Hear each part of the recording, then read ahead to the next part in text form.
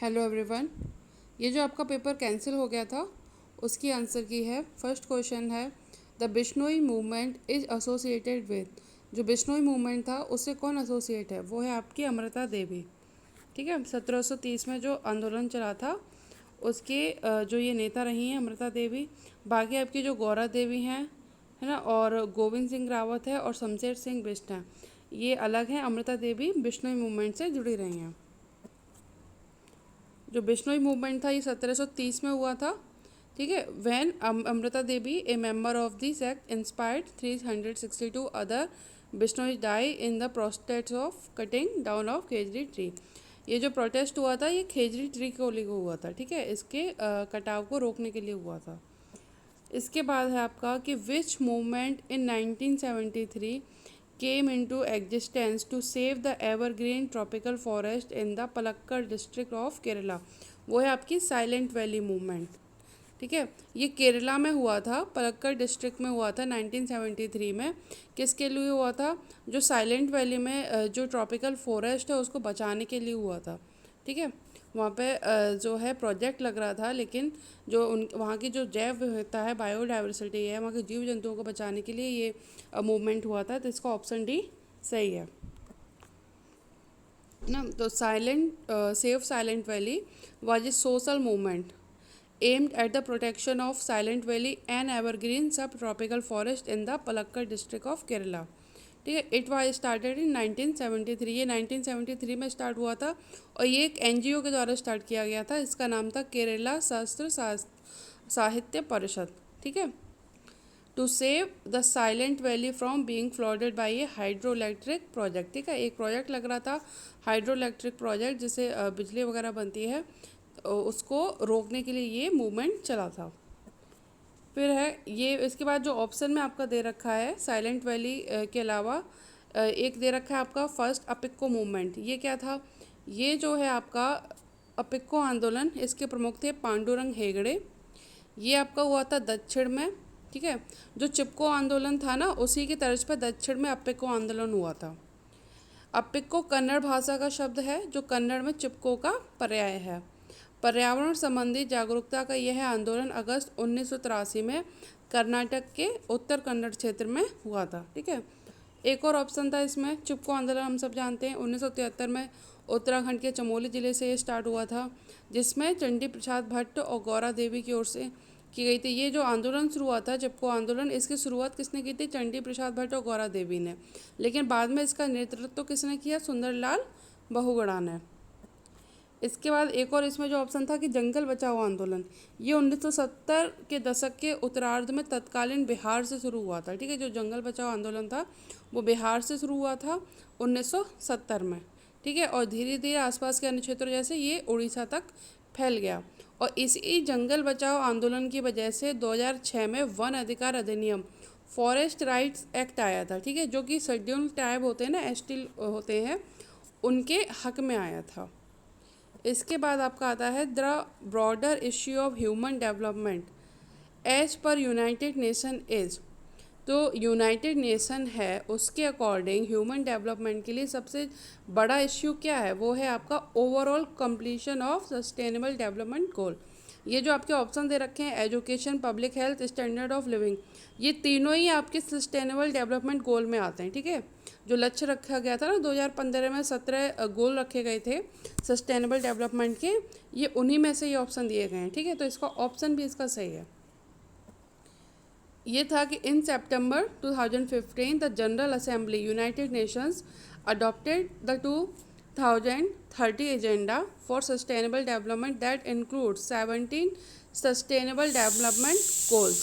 ठीक है, building on the principle of living no one behind. ठीक है, ये सितंबर 2015 में यूएन ने एजेंडा लिया था 2030 तक, 2015 से लेकर 2030 तक का ये एजेंडा है, जिसमें 17 सस्टेनेबल डेवलपमेंट गोल्स रखे गए हैं और इसका प्रिंसिपल क्या है? Living no one behind. ठीक है, अभी ये सारे आपके गोल हैं, 17 गोल हैं। ठीक है, इनको पढ़ लीजिएगा क्योंकि कभी कभी पूछ लिया जाता है कि जो 17 गोल रखे गए हैं उनमें से कौन शामिल है कौन शामिल नहीं है। केवल नाम से पूछा जाएगा, इससे ज़्यादा डिटेल में इसमें नहीं पूछा जाएगा।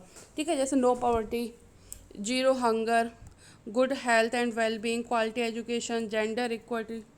इसके बाद आपका clean water and sanitization, affordable and clean energy. इस तरीके से पूरे आपके ये 17 गोल्स हैं, ठीक है। इनको केवल नाम से पढ़ लीजिएगा जिससे आपके दिमाग में रहे कि कौन सा शामिल है कौन सा नहीं। फिर है कि इसके अलावा SSD, जिसको हम सस्टेनेबल डेवलपमेंट गोल बोलते हैं, इसके अलावा एक और है मिलेनियम डेवलपमेंट गोल, जिसको शॉर्ट में हम बोल देते हैं MDG। ठीक है, ये है क्या कि इसको सहस्राब्दी विकास लक्ष्य संयुक्त राष्ट्र सहस्राब्दी घोषणा को अपनाने के बाद 2000 में, ये 2000 में आया था, संयुक्त राष्ट्र के सहस्राब्दी शिखर सम्मेलन के बाद स्थापित किए गए 2015 के लिए 8 अंतर्राष्ट्रीय विकास लक्ष्य थे। इसमें कितने विकास लक्ष्य रखे गए हैं MDG में? 8, ठीक है। और सतत विकास लक्ष्य ने 2016 में MDG को सफलता दिलाई। सभी 191 संयुक्त राष्ट्र के सदस्य देशों और कम से कम 22 अंतर्राष्ट्रीय संगठनों 2015 द्वारा निम्नलिखित सहस्राब्दी विकास लक्ष्यों को प्राप्त करने में मदद के लिए प्रतिबद्ध है। यानी कि सीधी सी बात ये है कि ये जो है आपका मिलेनियम डेवलपमेंट गोल है, इसमें 8 अंतर्राष्ट्रीय विकास लक्ष्य रखे गए हैं, जो कौन कौन से हैं? अत्यधिक गरीबी और भुखमरी को समाप्त करने के लिए, सार्वभौमिक प्राथमिक शिक्षा प्राप्त करने के लिए, लैंगिक समानता को बढ़ावा देने के लिए और महिलाओं को सशक्तिकरण के लिए, बाल मृत्यु दर कम करने के लिए, मातृ स्वास्थ्य में सुधार के लिए, HIV, एड्स, मलेरिया और अन्य बीमारियों का मुकाबला करने के लिए, पर्यावरणीय स्थिरता सुनिश्चित करने के लिए और विकास के लिए वैश्विक साझेदारी विकसित करने के लिए, सारे आपके MDG के अंतर्गत आते हैं। ठीक है, 8 विकास लक्ष्य रखे गए थे इसके अंतर्गत। 21 टारगेट के साथ 8 लक्ष्य रखे गए हैं MDG में, ठीक है, जिसमें स्वास्थ्य संकेतक और प्रत्येक लक्ष्य के लिए आर्थिक संकेतों की एक श्रृंखला शामिल है। इसके अलावा एक और टर्म आता है सस्टेनेबल डेवलपमेंट के अलावा एक समावेशी विकास का भी एक टर्म आता है। ठीक है, अब सस्टेनेबल डेवलपमेंट यानी कि सतत विकास और समावेशी विकास में अंतर क्या है? जो समावेशी विकास है वो ये कहता है कि समावेशी विकास के जरिए सामाजिक, आर्थिक, राजनीतिक और सांस्कृतिक विकास के दौरान समाज के सभी वर्ग के लोगों को इसके लाभ और समान अवसर की बात की जाती है। और भारत में सबसे पहले समावेशी विकास जो है वो 11वीं पंचवर्षीय योजना के मसौदे के साथ पेश किया गया था। तो जो समावेशी विकास है वो ये कहता है कि सामाजिक, आर्थिक और राजनीतिक और सांस्कृतिक विकास के दौरान समाज के सभी वर्गों को उसमें शामिल किया जाए। ठीक है, इसके लाभ और अवसर सभी लोगों को एक साथ मिलने, ये आपका समावेशी विकास बोलता है। ठीक है, अब जो भारत में जो समावेशी विकास जो है वो 11वीं पंचवर्षीय योजना के मसौदे से पेश किया गया था। ठीक है, और इसके बाद 12वीं पंचवर्षीय योजना के मसौदे में समावेशी विकास पर जोर दिया गया। इसके बाद समावेशी विकास के लिए सरकार ने कई योजनाएं भी चलाई हैं, जैसे कि जिसमें दीनदयाल उपाध्याय अंत्योदय योजना है, मनरेगा है, समेकित बाल विकास योजना है, मिड डे मील है। ये सारी योजनाएं जो हैं वो किसके अंतर्गत है? भारत में समावेशी विकास के अंतर्गत है। ठीक है, इसको ध्यान में रखकर चलाई गई हैं। साथ ही स्कूली शिक्षा और साक्षरता, सर्व शिक्षा अभियान, ठीक है, JNNURM, त्वरित सिंचाई लाभ, राष्ट्रीय कृषि विकास जैसी योजनाएं भी समावेशी विकास के लिए चलाई जा रही हैं। ठीक है, इसके बाद आपका आता है क्वेश्चन है कि the United Nations targeted the following number of sustainable development goal. 17 गोल अभी आपने पढ़े, 17 गोल रखे गए हैं टोटल। ठीक है, और ये जो 17 गोल हैं वो हमको 2015 से लेकर 2030 तक अचीव करने हैं। ठीक है, पूरे इस साल में। इसके बाद आपका आता है कि the study of the concept of sustainable development and sustainable science is, ये जो हमारे कॉन्सेप्ट है सस्टेनेबल डेवलपमेंट और सस्टेनेबल साइंस, ये हम किस में स्टडी करते हैं? ये हम इन्वायरमेंटल साइंस में स्टडी करते हैं। ठीक है, जनरल साइंस में सभी आ गई साइंस, ठीक है, जनरल साइंस है वो। और सोशल साइंस में भी करते हैं, लेकिन जो सबसे अधिक जो इन्वायरमेंटल साइंस है वो पूरी तरीके से जो है सस्टेनेबल डेवलपमेंट और सस्टेनेबल साइंस का ही जो है स्टडी है। ठीक है, ऑप्शन बी। लियो साइंस जो है वो आपकी ज्योतिष से संबंधित होती है। इसके बाद आपका आता है कि इसके क्वेश्चन नंबर 6 है कि the sustainable development goals recognize that all countries must stimulate action in the following key areas. इसको 5P के नाम से भी जानते हैं। ठीक है, ये इसका जो सही है वो क्रम नहीं, जो जिसमें जो शामिल है पीपल, प्लानेट, प्रॉस्पेरिटी, पीस और पार्टनरशिप। इसको हम 5P के नाम से भी जानते हैं, ठीक है। IMF international monetary fund engagement on the SDG is aligned with the 5 SDG pillars। इनको 5 SDG pillars के नाम से जानते हैं, ठीक है, या कहीं 5P के नाम से भी जानते हैं, ठीक है। इनको 5Ps के नाम से भी जानते हैं और 5 SDG पिलर के नाम से भी जानते हैं। पीपल, प्रॉस्पेरिटी, प्लानेट, पीस और पार्टनरशिप, ठीक है। इसके बाद आपका आता है जो IMF है वो क्या काम करता है। इसका उद्देश्य है आर्थिक स्थिरता, सुरक्षा प्रदान करना, आर्थिक प्रगति को बढ़ाना, निर्धनता कम करना, रोजगार को बढ़ावा देना और अंतर्राष्ट्रीय व्यापार सुविधाजनक बनाना। अब ये जो आपके 5P हैं, ठीक है, इनका मतलब क्या है, या इनको 5 स्तंभ बोल लीजिए या 5 पिलर बोल लीजिए। प्यूपल, सभी रूपों में गरीबी समाप्त करना और गरिमा और समानता सुनिश्चित करना, ठीक है। ग्रह यानी कि प्लैनेट से क्या मतलब है इसमें कि आने वाली पीढ़ियों के लिए हमारे ग्रह के प्राकृतिक संसाधनों और जलवायु की रक्षा करना। प्रॉस्पेरिटी, इसका क्या मतलब है यहाँ कि प्रकृति के साथ सद्भाव में समृद्ध और पूर्ण जीवन सुनिश्चित करें। शांति, पीस से मतलब है शांतिपूर्ण, न्यायसंगत और समावेशी समाज को बढ़ावा देना। समावेशी समाज से वही है कि आपका राजनीतिक, आर्थिक, सामाजिक यानी कि हर तरीके से हर तबके के लोग आके जुड़े, सबको समान अवसर प्रदान किया जाए। साझेदारी, पार्टनरशिप से क्या मतलब है कि एक ठोस वैश्विक साझेदारी के साथ के माध्यम से एजेंडों को लागू करें, यानी कि जो हमारा जो SSD जो 17 जो गोल्स हैं इसको हमको कैसे लागू करना है, एक वैश्विक साझेदारी के माध्यम से लागू करना, ठीक है। ये इसके 5 स्तंभ हैं। किसके हैं? सतत विकास लक्ष्यों के। कितने लक्ष्य हमारे? 17। फिर आपका आता है क्वेश्चन है कि the contemporary concept of sustainable development mainly emphasised on. इसका जो आपका आंसर है वो है आपका development with socio economic development and environmental protection, ठीक है। ये मैंने आपको पहले भी कराया था कि जो सस्टेनेबल डेवलपमेंट है इसके 3 घटक है, सोशल, इकोनॉमी और इन्वायरमेंटल, ठीक है। ये तीनों इसमें शामिल है। अब देखिए सतत विकास की ये परिभाषा है जिस ये आपका जो परिभाषा ये जो वो ब्रटलैंड रिपोर्ट में कभी कभी पूछ लिया जाता है डेफिनेशन देके कि ये किस में लिखी गई है कि सतत विकास वह विकास है जो भविष्य की पीढ़ियों को अपनी ज़रूरतों को पूरा करने की क्षमता से समझौता किए बिना वर्तमान की ज़रूरतों को पूरा करता है, ठीक है। ये कहाँ से ली गई है डेफिनेशन? ये ब्रटलैंड रिपोर्ट से ली गई है। फिर आपका आता है यही जो अभी आपने क्वेश्चन में पढ़ा कि इसके संघटक कितने हैं कि सतत विकास 3 क्षेत्रों, आयामों, डोमेनों या स्तंभों के संदर्भ से सोचा जा सकता है। यानी कि जो पर्यावरण, अर्थव्यवस्था और समाज जो है इनको आप सतत विकास के 3 क्षेत्र बोल लीजिए, 3 आयाम बोल लीजिए, 3 डोमेन बोल लीजिए या 3 इसके स्तंभ बोल लीजिए। कौन कौन है ये? पर्यावरण, अर्थव्यवस्था और समाज। 3 क्षेत्र के ढांचे को शुरू में 1979 में अर्थशास्त्री रेने पासेट द्वारा प्रस्तावित किया गया। अगर आपसे ये पूछ लिया जाता है कि जो सतत विकास के ये तीनों जो संगठक हैं, पर्यावरण, अर्थव्यवस्था, समाज, इसका कॉन्सेप्ट दिया किसने था? ये 1979 में अर्थशास्त्री थे रेने पासेट नाम के, इन्होंने ये कॉन्सेप्ट दिया था, ठीक है। और इसे आर्थिक, पर्यावरण और सामाजिक या पारिस्थितिकी, अर्थव्यवस्था और इक्विटी के रूप में भी जाना जाता है, ठीक है। अगर आपको कहीं पर्यावरण, अर्थव्यवस्था और समाज की जगह पर आर्थिक, पर्यावरण और सामाजिक लिखा मिले या पारिस्थितिकी, अर्थव्यवस्था और इक्विटी लिखा मिले, वो सेम बात कर रहे हैं। इसे कुछ लेखकों द्वारा संस्कृति, संस्थानों या शासन के चौथे स्तंभ या वैकल्पिक रूप से 4 डोमेन में विस्तारित किया गया है। कैसे? ये सोशल, इन्वायरमेंट और इकोनॉमिक है, ठीक है। ये एक दूसरे से जुड़े हुए हैं और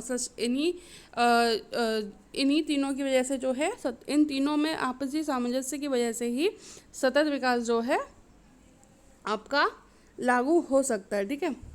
इसके बाद आपका आता है क्वेश्चन है कि the decade of education for sustainable development identified by United Nation is from. Decade यानी कि दशक। जो आपका सस्टेनेबल डेवलपमेंट के लिए उसकी एजुकेशन के लिए जो दशक जो डिसाइड किया था UN ने, वो कौन सा है? वो है आपका 2005 टू लेके 2014। उसके बाद 2015 में आके 17 लक्ष्य बना दिए गए थे, ठीक है। ये आपका जो है ऑप्शन डी इसमें करेक्ट है। ये है आपका कि education is motor for change, that is why in December 2002 December 2002 में जो है आपका यूनाइटेड नेशन ने जो यूनाइटेड नेशन की जनरल असेंबली थी, इसने क्या किया, इसने decade of education for sustainable development, कहाँ से कहाँ तक, 2005 टू 2014, जो आपका ऑप्शन में दिया गया है, ठीक है। It also designated UNESCO as the lead agency for the promotion of this decade, ठीक है। तो जो आपका जो दशक जो डिसाइड किया गया था 2005 से 2014 तक, उसमें जो यूनेस्को जो थी उसकी जो है अध्यक्ष की भूमिका रही है। इसके बाद है कि the 3 areas of for the sustainable development can be, अभी हमने पढ़ा, ठीक है, इन्वायरमेंट, इकोनॉमी और सोसाइटी। इसके बाद हम अब जो इसमें जो ऑप्शन दे रखे हैं कि environment, economy and equity, environment, ecology and society. अब इन्वायरमेंट के साथ ऑप्शन बी में तो आपको साफ साफ दिखाई दे रहा है कि इकोलॉजी है, ठीक है, तो ये तो है ही नहीं है, 3 टर्म आने हैं। सी ऑप्शन में जो दे रखा है कि इन्वायरमेंट, इकोनॉमी एंड इकोलॉजी, इसमें भी आपका जो इसमें जो आपका सोशल गायब है, ऑप्शन सी में आपका सोशल गायब है, ऑप्शन बी में आपका इकोनॉमी गायब है। जो फर्स्ट जो ऑप्शन आपका दे रखा है कि इन्वायरमेंट, इकोनॉमी एंड इक्विटी, देखिए अगर इन्वायरमेंट और इकोनॉमी लिखा है तो उसके साथ सोसाइटी ही आएगा, ठीक है। जो टर्म अभी हमने जो पढ़ा था ना यहाँ पर कि अगर देखिए इन्वायरमेंट, इकोनॉमी के साथ आपका सोशल ही आएगा। बाय इसके अलावा अगर आर्थिक और पर्यावरण लिखा है तो इस और यानी कि सामाजिक, ऐसे भी लिख सकते हैं। इसके अलावा अगर आपका पारिस्थितिकी लिखा है, अर्थव्यवस्था लिखा है, उसके साथ इक्विटी शब्द आता है, ठीक है। पारिस्थितिकी, अर्थव्यवस्था लिखा है, उसके साथ अब इक्विटी टर्म को यूज करेंगे। अदरवाइज अगर पर्यावरण और अर्थव्यवस्था लिखा है तो उसके साथ जो आपका टर्म यूज होगा वो होगा समाज, ठीक है। तो इस हिसाब से जो आपका इसमें जो ऑप्शन सही है वो है आपका इन्वायरमेंट, इकोनॉमी एंड सोसाइटी, ठीक है, ऑप्शन डी। इसके अलावा नेक्स्ट क्वेश्चन है कि when the consumption of natural resources are equal to nature's ability to replace then sustainability, आपका जो आंसर है वो है आपका स्टेडी स्टेट इकोनॉमी। ये बोल रहा है कि जो नेचुरल रिसोर्सेज का जो कंजप्शन है, मतलब हम जो नेचुरल रिसोर्सेज का जो हम यूज़ कर रहे हैं, अगर वो नेचर की जो एबिलिटी है, अगर उसके केवल उसकी एबिलिटी के अनुसार ही, यानी कि are equal to nature's ability, यानी कि उसकी जो नेचर की जो एबिलिटी है, जितनी क्षमता है प्रकृति की, हम उतना ही जो है प्राकृतिक संसाधनों का अगर हम इस्तेमाल करते हैं, तो इसमें जो सस्टेनेबिलिटी है वो कैसी रहेगी, वो आपकी हो जाती है स्टेडी स्टेट इकोनॉमी, ठीक है। कैसे हो जाती है, यहाँ तो हम जितना हमारी जो प्रकृति की क्षमता है उतना ही हम जो है प्राकृतिक संसाधनों का इस्तेमाल कर रहे हैं, तो इसमें जो है उत्पादन नहीं बढ़ पाता है, ठीक है, हम वहीं की वहीं घूमते रहते हैं। तो एक तरीके से ये वहीं पे ये स्थिर राज्य व्यवस्था हो जाती है, ठीक है, स्टेडी स्टेट इकोनॉमी, ठीक है। A steady state economy is an economy made up of a constant stock of physical wealth and a constant population size. In fact, such an economy does not grow in the course of time, ठीक है। इसमें सब कुछ constant हो जाता है, आपकी जो आर्थिक स्थिति है, जो पॉपुलेशन साइज है, ठीक है, उत्पादकता है, ये सब, और जो प्रोडक्ट की जो उत्पादकता है वो सब स्थिर हो जाता है, और आप जो टाइम के साथ इसमें ग्रो नहीं कर पाते हैं। अब हम देख लेते हैं, ठीक है। अभी जो हमें टर्म जो दिया गया था वो दिया गया था कि equals to nature's ability to replace, कि जो हम प्राकृतिक संसाधन है, जो हमारी नेचर की जो एबिलिटी है ना, उसके इक्वली हम उसको इस्तेमाल कर रहे हैं। तो इस स्थिति में हमारा स्टेट ऑफ द इन्वायरमेंट क्या, अगर वो इन्वायरमेंट की बात करता है, ऑप्शन में हमसे स्टेट ऑफ सस्टेनेबिलिटी पूछी थी ना, इसीलिए उसका आंसर था स्टेडी स्टेट इकोनॉमी, ठीक है। अगर वो स्टेट ऑफ इन्वायरमेंट हमसे पूछ लेता तो आंसर हमारा होता इन्वायरमेंटल इक्विलिब्रियम, ठीक है। अभी इसके अलावा 2 ऑप्शन और हैं, अगर हम ये कह दें कि more than nature's ability to replace, कि जो नेचर्स जो प्रकृति की जो क्षमता है उससे ज़्यादा हम उसके प्राकृतिक संसाधनों का दोहन कर रहे हैं, तो इस स्थिति में जो इन्वायरमेंट की जो स्टेट रहेगी वो क्या रहेगी, इन्वायरमेंटल डिग्रेडेशन, जो हमारा पर्यावरण है वो जो है डिग्रेड होना शुरू हो जाएगा, ठीक है, उसमें क्षरण होना शुरू हो जाएगा, और जो सस्टेनेबिलिटी की जो स्टेट रहेगी वो क्या रहेगी, नॉट सस्टेनेबल, वो सस्टेन नहीं रहेगी, ठीक है। जितनी क्षमता है उससे हम ज़्यादा इस्तेमाल कर रहे हैं। एक और टर्म रहता है कि less than nature's ability to replace, की जो प्रकृति की जो क्षमता है उससे हम कम प्राकृतिक संसाधनों का इस्तेमाल कर रहे हैं, ठीक है। यानी कि जितनी ज़रूरत है उतना ही इस्तेमाल कर रहे हैं, ज़्यादा हम दोहन नहीं कर रहे हैं। फिर इसमें हमारी स्टेट ऑफ एनवायरनमेंट क्या रहेगा, इन्वायरमेंटल रीन्यूएबल, यानी कि दोबारा से वो प्रकृति अपने आप को रीस्टोर करती रहेगी अपने आप पे, ठीक है, क्योंकि हम जितनी क्षमता है उससे कम ही हम उससे इस्तेमाल में ला रहे हैं। और यहाँ पे स्टेट ऑफ सस्टेनेबिलिटी कैसी रहेगी, इन्वायरमेंटली सस्टेनेबल, ठीक है। ये तीनों टर्म है आपके इम्पॉर्टेंट है। आपसे ऑप्शन में केवल ये पूछा गया था, तो equal to nature's ability to replace, और पूछा गया था इसमें स्टेट ऑफ सस्टेनेबिलिटी क्या रहेगी। देखिए यही क्वेश्चन था आपका, ठीक है। इक्वल्स टू नेचर्स एबिलिटी, जो नेचुरल जो रिसोर्सेज हैं और इक्वल टू नेचुरल एबिलिटी, उनका जो कंजप्शन है, तो इसमें सस्टेनेबिलिटी की आपकी जो है स्टेट पूछी गई थी, वो आपकी कैसे हो जाती है, स्टेडी स्टेट इकोनॉमी, ठीक है। और बाई चांस ये अगर आपसे स्टेट ऑफ एनवायरनमेंट पूछता है इस क्वेश्चन में, तो आपका आंसर रहता एनवायरमेंटल इक्विलिब्रियम। तो आप इसको ये टेबल को आप अच्छी तरीके से कंप्लीट कर लीजिएगा कि अगर हम ज़्यादा इस्तेमाल करते हैं नेचर्स की एबिलिटी से, तो हमारा जो है एनवायरमेंटल क्षरण होना शुरू हो जाता है, ठीक है। और ये सस्टेनेबल बिल्कुल नहीं है। अगर हम उसके बराबर जितनी प्रकृति की क्षमता है उतना ही इस्तेमाल कर रहे हैं, तो एनवायरमेंटल हमारा मतलब बराबर ही रहेगा, इक्विलिब्रियम। और जो हमारी इकोनॉमी, जो सस्टेनेबिलिटी की जो स्टेट है, वो कैसे हो जाएगी, स्टेट इकोनॉमी, मतलब हम इसमें ग्रो नहीं कर सकते हैं। और अगर हम जो नेचर्स की जो एबिलिटी है उससे हम कम इस्तेमाल कर रहे हैं संसाधनों का, तो इन्वायरमेंटल रीन्यूएबल हो जाएगा हमारा, है ना, और सस्टेनेबल भी हो जाएगा, ठीक है। ये आपकी जो है स्थितियां हैं, स्टेट ऑफ एनवायरनमेंट और स्टेट ऑफ सस्टेनेबिलिटी, और ये आपकी है कंजप्शन ऑफ नेचुरल रिसोर्सेज, ठीक है। तो इनको आप अच्छी तरीके से कर लीजिएगा। फिर क्वेश्चन है कि a promising direction towards the sustainable development is to design system that are, आपका इसमें जो आंसर रहेगा वो रहेगा फ्लेक्सिबल और रिवर्सिबल, ठीक है। ये कह रहा है a promising direction towards the sustainable development is to design system, जो सिस्टम है, ठीक है, उसको हम कैसे डिजाइन करें जो जिससे वो सस्टेनेबल डेवलपमेंट की डायरेक्शन में चलता चला जाए। तो हमको अपना सिस्टम जो है वो फ्लेक्सिबल बनाना चाहिए और रिवर्सिबल बनाना चाहिए, ठीक है। लचीला सिस्टम हो, जिससे कि इस तरीके की जो हमारी व्यवस्था हो, जो फ्लेक्सिबल हो, रिवर्सिबल हो, ठीक है। तो उससे ही हम सस्टेनेबल डेवलपमेंट कर पाएंगे। देन है कि which among the following is known as the largest ecosystem, largest ecosystem of earth आपका है बायोस्फीयर, यानी कि जैव मंडल। जैव मंडल में आपका जलमंडल, वायुमंडल, स्थल मंडल तीनों शामिल है, ठीक है। बायोस्फीयर जो है वो लार्जेस्ट इकोसिस्टम है आपके अर्थ का। इसके अलावा इसमें जो ऑप्शन दे रखा है, एक दे रखा है बायोम। बायोम क्या होता है कि एक विशिष्ट जलवायु के प्रति अनुकूलित वनस्पति एवं वन्य जीवन का एक विस्तृत समुदाय है। प्रमुख रूप से जो 5 प्रमुख बायोम होते हैं, जलीय, घास का मैदान, वन, मरुस्थलम, टुंड्रा। यानी कि जैसे कि जलीय क्षेत्र है वहाँ पे मछलियाँ ही रहती हैं, मगरमच्छ रहते हैं, ठीक है, और भी छोटे मोटे जो जलीय जीव रहते हैं वो वहीं रहते हैं, ठीक है। वो वहीं जो है उनका जो अनुकूलन है वो केवल जल को लेकर है, ठीक है। घास के मैदान में रहने वाले जो प्राणी हैं उनका अनुकूलन केवल घास के मैदान को लेकर है। तो इस प्रकार से जो एक विशिष्ट जलवायु के प्रति अनुकूलित वनस्पति यानी कि पौधे और वन्य जीवन का एक विस्तृत ये समुदाय है, ठीक है, इसको हम बायोम बोलते हैं। ये 5 प्रकार के होते हैं।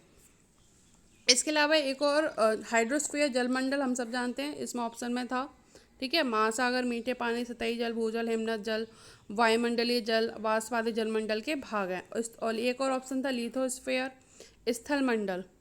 इस स्थल मंडल पृथ्वी का सबसे महत्वपूर्ण भाग है। पृथ्वी पर जितने भी भूमि क्षेत्र है वह स्थल मंडल कहलाता है। जितने भी भूमि क्षेत्र है, चाहे वो महासागर के बीच में जो हमको द्वीप देखने को मिलते हैं ना, आइलैंड देखने को मिलते हैं, वो भी आपका स्थल मंडल में ही शामिल है। इनमें ऊंचे पर्वत, बड़ी बड़ी नदियाँ और घाटियाँ पाई जाती हैं।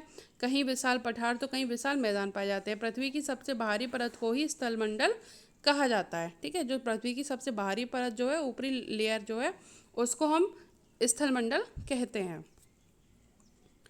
अब इसमें पृथ्वी का लगभग जो है 29% भाग स्थलमंडल है और 71% पर आपका जलमंडल से घिरा है। और जो लिथोस्फीयर जो है ना स्थलमंडल, लिथो और स्फेयर, ये पूरा वर्ड आपका ग्रीक वर्ड से लिया गया है, ठीक है। लिथो लिया गया ग्रीक वर्ड लिथोस से, स्फेयर लिया गया आपका ग्रीक वर्ड स्फेरिया से, ठीक है। अगर पूछा जाए अगर बाई चांस कि लिथोस्फेयर जो है इसका ओरिजिन क्या है, वो ग्रीक वर्ड है, ठीक है। स्थल मंडल भी आपके दो प्रकार के होते हैं। पहला आपका महासागरीय, जो महासागरीय क्रस्ट से जुड़ा होता है और महासागरीय घाटियों में मौजूद है, ठीक है। हमने द्वीप देखते हैं ना, आइलैंड वगैरह, ये सारे आपके महासागरीय स्थल मंडल है। और महाद्वीपीय जो महाद्वीपीय क्रस्ट से जुड़ा है, ठीक है।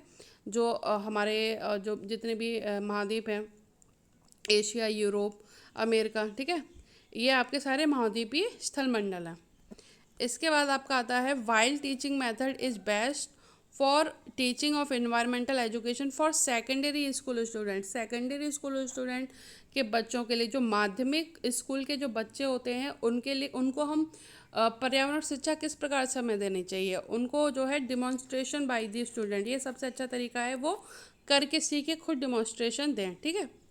इसके बाद आपका आता है कि in which method both teacher and student remain active. ऐसा कौन सा टीचिंग मेथड है जिसमें टीचर भी एक्टिव है, स्टूडेंट भी एक्टिव है? लेक्चर मेथड में टीचर एक्टिव है, स्टूडेंट एक्टिव बिल्कुल नहीं है। लेक्चर बाय रिसोर्स पर्सन, हम किसी से लेक्चर दिलवा रहे हैं, उसमें भी आपका स्टूडेंट जो है वो एक्टिव नहीं रहेगा इसमें। लेकिन लेक्चर डिमॉन्स्ट्रेशन मेथड में जो है टीचर भी आपका बोल रहा है, लेक्चर दे रहा है, स्टूडेंट भी अगर डिमॉन्स्ट्रेशन देते हैं, इस मेथड में जो है दोनों लोग एक्टिव रहते हैं। ऑप्शन भी आपका सही है। 15 क्वेश्चन है कि which among the following has maximum effect to develop environmental awareness among public, के इनमें से कौन सा ऐसा तरीका है जो सबसे ज़्यादा जो है वो पब्लिक को अवेयर कर सकता है पर्यावरण के प्रति? वो है आपका मास मीडिया। मास मीडिया में आपका टेलीविज़न है, सोशल मीडिया है, ठीक है, रेडियो है, ये सब कुछ आता है, ठीक है। ये सबसे बड़ा अच्छा तरीका है, सबसे प्रभावित तरीका है जिससे हम पब्लिक को पर्यावरण के प्रति सचेत कर सकते हैं। क्वेश्चन नंबर 16 है कि the inter disciplinary approach of curriculum development has advantage because. जो इंटर डिसिप्लिनरी अप्रोच होता है, यानी कि जैसे आपकी इन्वायरमेंटल साइंस है, इसमें आपकी ज्योग्राफी भी शामिल है, जनरल साइंस भी शामिल है, आपकी सोशल भी शामिल है, आपकी इकोनॉमी भी शामिल है, ठीक है। इस तरीके से इतने सारे सब्जेक्ट, बहुत सारे सब्जेक्ट इसमें शामिल हैं। इसको हम बोलते हैं इंटर डिसिप्लिनरी अप्रोच, ठीक है। इन्वायरमेंट साइंस जो है वो आपकी इंटर डिसिप्लिनरी अप्रोच है। इसका फ़ायदा क्या है? इसका फ़ायदा ये, अब ये तो नहीं हो सकता कि it increase workload of the student, की ये स्टूडेंट पे वर्कलोड बढ़ा देती है, या raises periods and time table की, टाइम टेबल स्कूल का जो टाइम टेबल उसमें एक और पीरियड बढ़ा देगी, या एक्स्ट्रा रिसोर्सेज आर नीडेड, कि इसके लिए जो इंटर डिसिप्लिनरी अप्रोच है इसके लिए हमको एक्स्ट्रा रिसोर्सेज चाहिए। ये तीनों एडवांटेज में तो आते नहीं है, तो ऑप्शन ए आपका सही है, does not need expert teacher, ठीक है। जो इंटर डिसिप्लिनरी अप्रोच जब किसी सब्जेक्ट का हो जाता है तो हमको अलग से कोई सब्जेक्ट मतलब अलग से कोई एक्सपर्ट टीचर बुलाना नहीं पड़ता, ठीक है। ऑप्शन ए इसका सही है। 17 है कि the linear flow of energy. Linear का मतलब एक दिशीय जो फ्लो रहता है एनर्जी का, फ्रॉम प्रोड्यूसर यानी कि उत्पादक से लेके कंज्यूमर्स तक, उपभोक्ताओं तक, एंड देन टू डिकम्पोजर, फिर वो अपघटक तक जाता है। इसको हम क्या बोलते हैं? इसको हम फूड चेन बोलते हैं, है ना। फूड चेन में जो ऊर्जा प्रभाव रहता है वो एकदम सीधा जाता है, सीधा जाता है, लीनियर फ्लो रहता है इसका, उत्पादक से लेकर उपभोक्ताओं तक जाता है, उसके बाद वो अपघटक तक जाता है, ठीक है। Option C. इसके बाद आपका क्वेश्चन है कि detritivores depend on for their food. जो डेट्रीवोर्स होते हैं ना, वो किस पर डिपेंड होते हैं? तो डेट्रीवोर्स आपके जो रहते हैं वो आपके डेड ऑर्गेनिक मटेरियल, इन पर डिपेंड रहते हैं, ठीक है, अपने खाने के लिए। ऑप्शन डी आपका इसमें सही है, ठीक है। अब डेट्रीवोर्स जो हैं आपकी, जैसे आपने वो दो तरह की आपकी फूड चेन होती है, एक चारण और एक अपरद, ठीक है। जो अपरद जो खाद्य श्रृंखला है उसी में ये आपकी डेट्रीवोर्स इसी में पाए जाते हैं, ठीक है। और ये शुरू कहाँ से होती है? डेड ऑर्गेनिक मटेरियल से ही स्टार्ट होती है ये डेट्रीवोर्स, है, ठीक है। जो डेड ऑर्गेनिक मटेरियल्स होते हैं इनको डेट्रीवोर्स खाते हैं। इस प्रकार से ये श्रृंखला आगे बढ़ती है, तो इसका जो ऑप्शन डी है इसमें सही है। तो detritivores are often invertebrate insect such as mites, beetles, butterflies and flies, mollusc such as slug and snail. Detritivores में शामिल कौन कौन है? आपकी beetles, butterflies, earthworm, millipedes, woodlice, ये सारे सब कुछ, ये आपके ये जो कीड़े मकोड़े हैं ना सारे, ये सारे आपके डेट्रीवोर्स में आते हैं, ठीक है। जो अपरद खाद्य श्रृंखला है वो यहीं से स्टार्ट होती है आपकी, ये क्या करते हैं, ये जो डेड जो पार्ट होते हैं ना, डेड ऑर्गेनिक पार्ट होते हैं, इनको खाते हैं। जैसे केंचुआ है, केंचुआ मिट्टी खाता है, मिट्टी में जो पोषक तत्व होते हैं उनको वो अलग अलग करता है। ठीक है, तो इस प्रकार से जो डेड ऑर्गेनिक पार्ट है, सड़ी गली पत्तियां हैं और जीव जंतु हैं, ठीक है, इनको ये लोग खाते हैं। ठीक है, कीड़े हैं, बटरफ्लाइज वगैरह, ये सब इनको ही खाते हैं, है ना। अभी फूड चेन कैसे काम करती है, ये is the type of food chain that start with dead organic materials. ये स्टार्ट ही कहाँ से होती है, डेड ऑर्गेनिक मटेरियल से स्टार्ट होती है। The dead organic substances are decomposed by micro organism. ठीक है, तो डेड ऑर्गेनिक सब्सटेंस जो है वो डिकम्पोज किसके द्वारा कर दिए जाते हैं, जो माइक्रो ऑर्गेनिज्म होते हैं, जो बैक्टीरिया जीवाणु वगैरह होते हैं। फिर the organism that feed on dead organic matter और डेटरस आर नोन एज डेट्रीवोर्स। ठीक है, उसके बाद जो जो ये जो डेड ऑर्गेनिक मैटर जो रहते हैं, इसके ऊपर जो निर्भर होते हैं, उनको हम बोलते हैं डेट्रीवर्स, और डिकम्पोजर भी इनको कहा जाता है। These detritivores are later eaten by predators. Predator यानी कि शिकारी। केंचुआ वगैरह है, जो डेड ऑर्गेनिक मटेरियल है, केंचुए ने खाया, केंचुए को चिड़िया ने खाया। जहाँ चिड़िया ये किसका काम कर रही है, ये प्रीडेटर का काम कर रही है, शिकारी का काम कर रही है। ठीक है, देन 19 क्वेश्चन है, the flow of energy in any ecosystem is always unidirectional, एक दिशा होता है। ठीक है, ऑप्शन ए इसमें सही है। 20 20 क्वेश्चन है, which of the following is the functional aspect of ecosystem. Functional aspect जो रहेगा वो आपका रहेगा फूड चेन इसमें, ऑप्शन ए। ये देखिए, functional aspect of food are biochemical cycles, energy flow, nutrition cycle, ठीक है, और ecological succession, ecological pyramid, food web, food chain. ये जितने भी जो ये नाम है, ये सारे आपके फंक्शनल एस्पेक्ट में आते हैं। 21 क्वेश्चन है कि lakes, ponds and swamps are example of. ये आपके लैंटिक इकोसिस्टम के जो है एग्जाम्पल है। ये होता क्या है कि lentic ecosystem are those whose water is still. ये यहाँ पे पानी जो स्थिर रहता है, तालाबों में, झीलों में पानी स्थिर होता है ना, तो ये सारे जो इकोसिस्टम है, ये आपके लैंडिक इकोसिस्टम कहलाते हैं। And are made of ponds, marshes, ditches, ditches यानी कि जो खाई होती है ना, lakes and swamps. These ecosystems range in size from very small ponds और pools that may be temporary to large lakes. ठीक है, इसके बाद एक और था लोटिक इकोसिस्टम, जो ऑप्शन में था। ये क्या होता है आपका कि lotic ecosystem are characterized by flowing water. जहाँ पे पानी बहता है, रुकता नहीं है। ठीक है, ये इकोसिस्टम वहाँ पाया जाता है, जैसे कि रिवर है, स्ट्रीम्स हैं, ब्रूक्स हैं, स्प्रिंग्स हैं, ये यहाँ पर पाया जाता है। ठीक है, और here the oxygen level is higher due to the continuously moving water. पानी लगातार यहाँ मूव होता है, इसीलिए ऑक्सीजन लेवल यहाँ पे हाई रहती है। And the current and the water is clearer, the flow of the water is different depending on the area of river और स्ट्रीम। ठीक है, ये सारा आपका लोटिक इकोसिस्टम कहलाता है। इसके बाद एक और था इसमें, the benthic zone is the lowest ecological zone in A water body. एक इसमें ऑप्शन था ना आपका बेंथिक इकोसिस्टम। ये क्या होता है आपका कि the benthic zone is the lowest ecological zone in A water body and usually involves the sediments at the sea floor. जो बेंथिक जोन बोल लीजिए या बेंथिक इकोसिस्टम बोल लीजिए, ये बिल्कुल जो तलछटी होती है ना समुद्र की, सबसे जो नीचे वाली जो परत होती है, ये वहाँ पाया जाता है। These sediments play an important role in providing nutrition for the organisms that live in the benthic zone। ये जो उस तलछटी में, जो समुद्र की तलछटी में जितने भी जीव जंतु रहते हैं ना, ये इनको जो है फूड प्रोवाइड करवाता है। इसके बाद आपका एक और इसमें ऑप्शन में था पेलेजिक इकोसिस्टम। ये क्या होता है, the pelagic ecosystem is well known for its emblematic species such as shark, marine mammals and tuna. ठीक है, ये भी आपका समुद्र में ही पाया जाता है।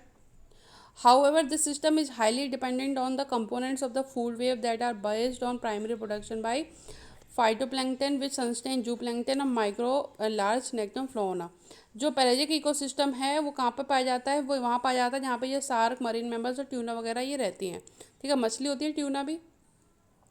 और इनको खाना कहाँ से मिलता है, खाना इनको मिलता है जो जलीय पौधे होते हैं। ठीक है, छोटे मोटे जीव जंतु होते हैं जो इनको जू प्लैंकटन, फाइटोप्लैंक्टन, ये इनको खाना प्रोवाइड कराते हैं। ठीक है, इसीलिए इसका जो आंसर जो था, जो क्वेश्चन आपका जो पूछा गया था, the lakes, ponds and swamps, ये आपके किसके उदाहरण है, ये आपके लेंटिक इकोसिस्टम के उदाहरण। ठीक है, जहाँ पे पानी स्थिर हो जाता है। इसके बाद आपका है the part of the earth where many smaller ecosystem exist and operate. ऐसा कौन सा पार्ट है अर्थ का जहाँ पे बहुत सारे छोटे छोटे इकोसिस्टम एग्जिस्ट करते हैं और ऑपरेट भी करते हैं? वो बायोस्फीयर है आपका, ठीक है, जैवमंडल में। जैवमंडल में आपका सब शामिल है, जलमंडल, स्थलमंडल, वायुमंडल। ए food web is, food web यानी कि खाद्य जल क्या होता है? खाद्य जाल जो होता है वो interconnected network of food chain की बहुत सारी खाद्य श्रृंखलाएं हैं, उसमें पता नहीं चल रहा है कि कौन कहाँ से क्या खाद्य श्रृंखला चल रही है। जब वो एक तरीके से जब वो पूरा नेट बन जाता है ना, उसको हम बोलते हैं खाद्य जाल, ठीक है, interconnected network of food chains. Option A आपका इसमें सही है। फिर आपका आता है the term use to denote functional position of an organism in its environment is called as, इसको हम बोलते हैं इकोलॉजिकल नीच। ऑप्शन बी आपका इसमें सही है, ठीक है। इसको आगे डिफाइन करती हूँ मैं कि होता क्या है। द इकोलॉजिकल नीच is an inclusive terms that involves not only the physical space occupied by an organism but also its functional role in the community. It describes an organism respond to the distribution of food and competition. जो economical नीच होता है ना, इसमें केवल ये नहीं बताया जाता है कि जो कोई जीव है वो किस फिजिकल स्पेस में रह रहा है या किस स्थिति में रह रहा है, ठीक है, उसका वास क्या है, हैबिटेट क्या है, बल्कि वो ये भी बताता है कि जो वो जहाँ पे जो रह रहा है, जिस समुदाय में रह रहा है, जिस कम्युनिटी में रह रहा है, उसका उसमें जो है फंक्शनल रोल क्या है, ठीक है। प्रोड्यूसर का रोल है, उपभोक्ता का रोल है, उपभोक्ता का भी अगर रोल है तो वो किस स्थिति का उपभोक्ता है, प्राथमिक है, द्वितीयक है। तो ये सारा कुछ जो बताता है ना, वो आपका आता है इकोलॉजिकल नीच के अंतर्गत, ठीक है। इसके अलावा एक और ऑप्शन था इसमें, the three vital aspect of economical नीच। जो इकोनॉमिकल नीच के जो थ्री वाइटल एस्पेक्ट होते हैं ना, वो है फिजिकल लेवल। जो फिजिकल लेवल बताता है कि कोई जीव कहाँ रह रहा है, फंक्शनल रोल, उसका रोल क्या है वहाँ पर, and it's position in the environment gradient, कि उसका पूरा उस इन्वायरमेंटल ग्रेडियंट में उसकी पोजीशन क्या है। बेस्ड ऑन दिस इकोलॉजिकल नीच can be classified into three types. इसके भी थ्री टाइप्स होते हैं। जो आपकी इकोलॉजिकल नीच होती है, इसकी आपके तीन टाइप रहते हैं। एक तो हैबिटेट और स्पेशल नीच, ठीक है, जो कि आपकी फिजिकल लेवल पर आधारित है, ठीक है, कहाँ पर रह रहा है, हैबिटेट मतलब वास। फिर आपका आता है ट्रॉफिक नीच, उसका फंक्शनल रोल क्या है, ट्रॉफिक मतलब किस पोषण स्तर पर है वो। फिर आपकी आती है हाइपर वॉल्यूम नीच, जो कि आपकी किस पर डिपेंड करती है कि उसका इन्वायरमेंटल ग्रेडियंट क्या है, ठीक है। ये तीन आपके जो है इकोलॉजिकल नीच के प्रकार हैं, और ये आपके एस्पेक्ट होते हैं इकोलॉजिकल नीच के, फिजिकल, फंक्शनल और its position in the environmental gradient, ठीक है। Then the term niche was first used by Joseph Grinnell in 1917। जो ये जो टर्म जो है इकोलॉजिकल नीच, ये किसने दिया था, जोसेफ ग्रेनल ने दिया था, 1917 में दिया था। फिर आपका आता है कि choose the incorrect statements with the regards to ecological pyramid. इसमें इनकरेक्ट बताना है कि क्या इनकरेक्ट रहेगा। वो आपका रहेगा कि saprophytes occupy the top most trophic लेबल, ठीक है, ये आपका इसमें गलत है। सेप्रोफाइट्स यानी कि जो अपघटक जो रहते हैं ना, वो टॉप मोस्ट ट्रॉपिक लेवल पर नहीं रहते हैं। कैसे, देखिए, decomposers are placed along side the pyramid, ये पिरामिड में शामिल ही नहीं है, pyramid table, because they help in break down of dead organism at trophic level into molecules. ये इनका काम क्या होता है, जो डेड ऑर्गेनिज्म हो जाते हैं, चाहे वो पत्ते हो, जीव जंतु हो, इनको ये जो है ये ब्रेक डाउन करते हैं, ठीक है। So even being one of the important organism in pyramid, ये जो है क्या कहते हैं, एक इम्पॉर्टेंट ऑर्गेनिज्म है पिरामिड में। सेप्रोफाइट्स या इनको डिकम्पोजर भी बोलते हैं, has no place in the ecological pyramid. इनका जो है इकोलॉजिकल पिरामिड में कोई स्थान है ही नहीं है, ठीक है। तो इसका जो ऑप्शन जो दे रखा था आपका कि saprophytes occupy the top most trophic level, बिल्कुल गलत है, ठीक है, ऑप्शन सी इसमें गलत है। 26 क्वेश्चन है, a process that allows individuals to explore environmental problems and take actions accordingly is known as, वो आपका है इन्वायरमेंटल एजुकेशन, ऑप्शन ए, ठीक है। जो एनवायरमेंटल एजुकेशन है यही आपकी एनवायरमेंट प्रॉब्लम को एक्सप्लोर कर सकती है और उसमें एक्शन भी ले सकती है उसके अकॉर्डिंग। फिर है UN conference on the human environment was held इन। जो यूएन कॉन्फ्रेंस हुई थी ह्यूमन एनवायरनमेंट में, वो कहाँ पर हुई थी? ये आपकी हुई थी स्टॉकहोम में हुई थी, ठीक है, 1972 में। United Nations conference on the human environment was held in Stockholm Sweden from 5 to 16 June in 1972। Then है कि which statement among the following is correct for environmental education. कि एनवायरमेंटल एजुकेशन के लिए कौन सा स्टेटमेंट इसमें सही है? वो है it is continuous life long process. अब इसमें अगर आप कंफ्यूज होते हो कि ये लिखा है कि it is related to student of humanity and social science, बिल्कुल इसमें जो है आपका अर्थव्यवस्था और सोशल साइंस के सब्जेक्ट पढ़ाए जाते हैं, लेकिन इसमें और भी सब्जेक्ट पढ़ाए जाते हैं, ठीक है। तो ये पूरी तरीके से स्टेटमेंट इसको करेक्ट नहीं माना जाएगा, लेकिन ये जो है कि it is a continuous life long process, ये छोटे बच्चों से लेके बड़े, जब तक हम बड़े होते रहते हैं तब तक ही हम इसको सीखते रहते हैं, ठीक है। तो इसकी बहुत बड़ा ये गुण है, आप कहीं भी पढ़ सकते हैं कि ये जो इन्वायरमेंटल एजुकेशन होती है ना, it is a continuous life long process, ठीक है। ऑप्शन सी ये पूरी तरीके से सही है। इसके बाद आपका आता है कि which among the following is characteristics of environmental education. इसमें से जो इन्वायरमेंटल एजुकेशन के जो कैरेक्टरिस्टिक्स है, इसमें से कौन सा है? वो इंटर डिसिप्लिनरी। हम सब जानते हैं जो इन्वायरमेंटल एजुकेशन होती है इंटर डिसिप्लिनरी होती है, इसमें बहुत सारे सब्जेक्ट एक साथ उनको मिला के पढ़ाया जाता है। फिर आपका है 30, the term environment is derived from environner. Double N लिखा हो या एन लिखा हो वो सेम ही है, ठीक है, इन्वायरनर से लिया गया है, ठीक है। फ्रेंच वर्ड है इन्वायरनर या इन्वायरनर, मीनिंग इसका क्या है? Neighbourhood. Which of the following objectives falls under affective domain. भावात्मक उद्देश्य जो रहते हैं ना उसमें भावात्मक क्षेत्र रहता है ना, उसमें क्या आएगा? इन्वायरमेंटल एजुकेशन का जो उद्देश्य है वो इसमें आपका आंसर है to help the student to appreciate the gifts of nature. ये आपका आएगा अफेक्टिव डोमेन, भावात्मक क्षेत्र के अंतर्गत। फिर है 32 question, Stockholm conference on human environment was held in the year. ये आपकी 1972 में हुई थी, है ना, स्टॉकहोम सम्मेलन। फिर आपका है कि वर्ल्ड इन्वायरमेंट डे 5 जून को सेलिब्रेट करते हैं हम सब, ऑप्शन सी। देन 34 क्वेश्चन है कि विच of the following disciplines does not come under Newman's classification of environmental education. जो न्यूमैन ने जो क्लासिफिकेशन दिया था ना इन्वायरमेंटल एजुकेशन में, उसमें कौन सा डिसिप्लिन इसमें शामिल नहीं है? वो आपका है इसमें आपका आंसर है इन्वायरमेंटल मैनेजमेंट स्टडी, ये इसमें शामिल नहीं है।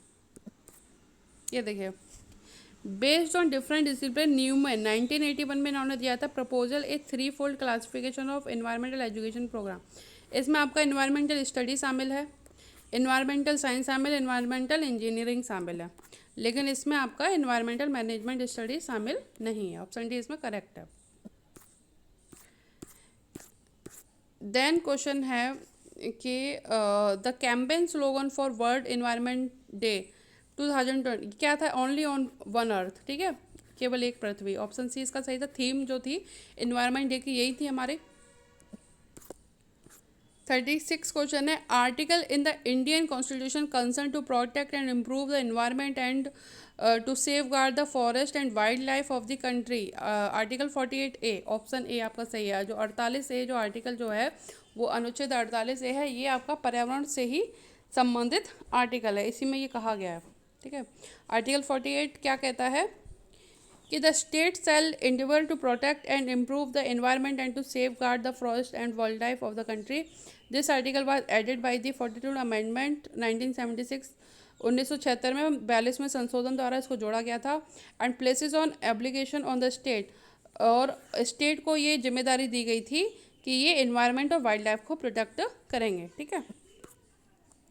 37 क्वेश्चन है, science that deals with principles governing the relationship between organism and environment is known as. इसको हम बोलते हैं इकोलॉजी, ठीक है, इकोलॉजी बोलते हैं। जो आपकी ऑर्गेनिज्म और इन्वायरमेंट, रिलेशनशिप बिटवीन ऑर्गेनिज्म और इन्वायरमेंट के बीच में जो ये साइंस डील करती है वो है आपकी इकोलॉजी। क्वेश्चन है कि ecological study of the communities in an ecosystem is known as, जो आपका स्टडी रहती है किसकी, कम्युनिटीज़ की, वो किस में आती है, वो आपकी आती है साइनिकोलॉजी। ऑप्शन डी आपका इसमें सही है। ठीक है। The ecological study of whole plant और एनिमल कम्युनिटीज़। और एक और ऑप्शन था इसमें ऑर्टिकोलॉजी, ये क्या होता है, the ecological study of a particular species. एक और था पॉपुलेशन इकोलॉजी, क्या होती है, is the study of these and other questions about what factors affect population and how and why a population changes over time. ठीक है। इसके अलावा और था कि ethology is taken as the study of individual behavioural patterns, zoosemiotic as the study of animal communication and sociobiology as the study of social organization. ये आपके option में नहीं थे लेकिन फिर भी इंपॉर्टेंट है, इसलिए मैंने इसमें लिख दिया। ठीक है, आप इनको देख लीजिए कौन किसकी स्टडी में शामिल है। फिर है the ecosystem productivity depends on the, आपका इसमें जो आपका आंसर है वो है availability of amount of solar radiation to producer. जो आपके उत्पादक होते हैं वहाँ तक जो सोलर रेडिएशन है कितना पहुँच रहा है, ये उस पर जो है आपका डिपेंड करता है। ठीक है। इसके बाद आपका क्वेश्चन है कि who coined the term ecosystem, ये किसने आपने टर्म दिया था, ये इसका जो सही आंसर है वो A.G. ट्रांसले। ठीक है, किसने दिया था ये टर्म, आपका A.G. ट्रांसले ने दिया था। ऑप्शन डी आपका इसमें सही है। पूरा नाम है इनका sir Arthur G Tansley, coined the term ecosystem in 1935। Question है the linear flow of energy from producers to consumers and then to decomposer is known as, ये आपकी कहलाती है फूड चेन। ठीक है, ऑप्शन सी रिपीट हो गया क्वेश्चन इसमें। फिर है कि the rate of formation of new organic matter by heterotrophs is known as, इसको हम बोलते हैं सेकेंडरी प्रोडक्टिविटी। ठीक है, ऑप्शन ए इसमें आपका सही है। The productivity autotrophs like plants is called primary productivity. ठीक है, जो प्रोडक्टिविटी ऑटोट्रॉप्स की जो प्रोडक्टिविटी होती है ना, इसको हम बोलते हैं प्राइमरी प्रोडक्टिविटी।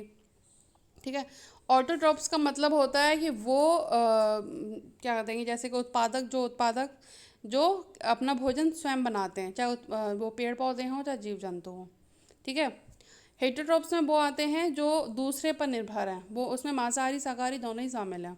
इसमें हेटरोट्रॉप्स में जो अपने भोजन के लिए है दूसरों पर निर्भर है, जैसे शाकाहारी अपने पेड़ पौधों पर निर्भर है, मांसाहारी जो है जो सर्वभक्षी है वो दोनों पर निर्भर है, मांसाहारी है वो मांस खाते हैं। ठीक है, तो जो लोग अपने भोजन के लिए दूसरों पर निर्भर हैं वो आपके आते हैं हेटरोट्रॉप्स में।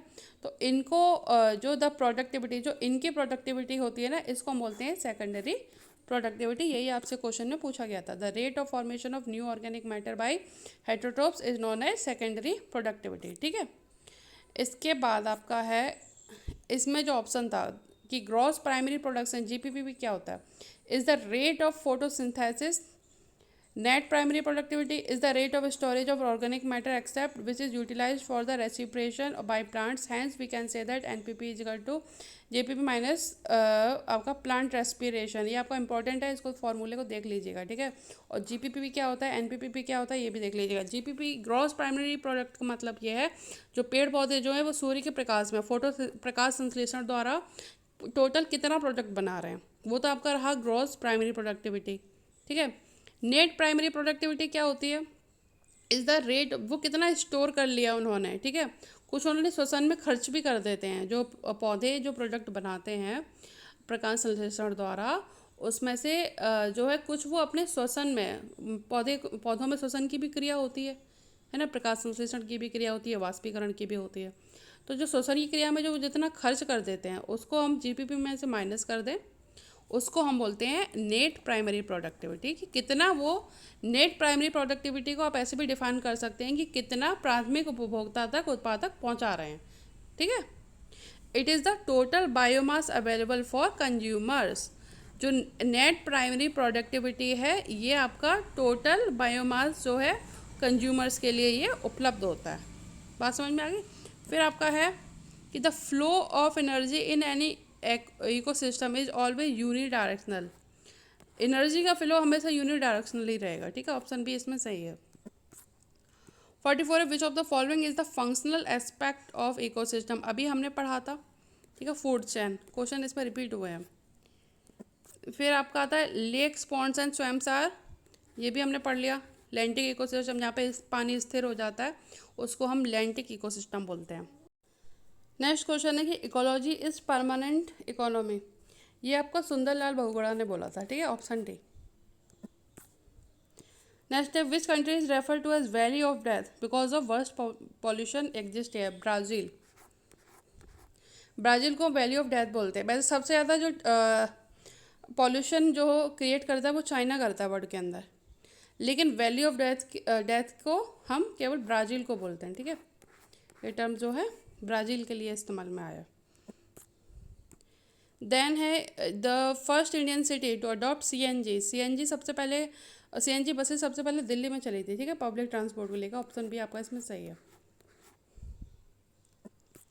देन है the concept of ecological pyramid, Charles Elton ने दिया था, इसीलिए इसको एल्टोनियन पिरामिड भी हम बोलते हैं।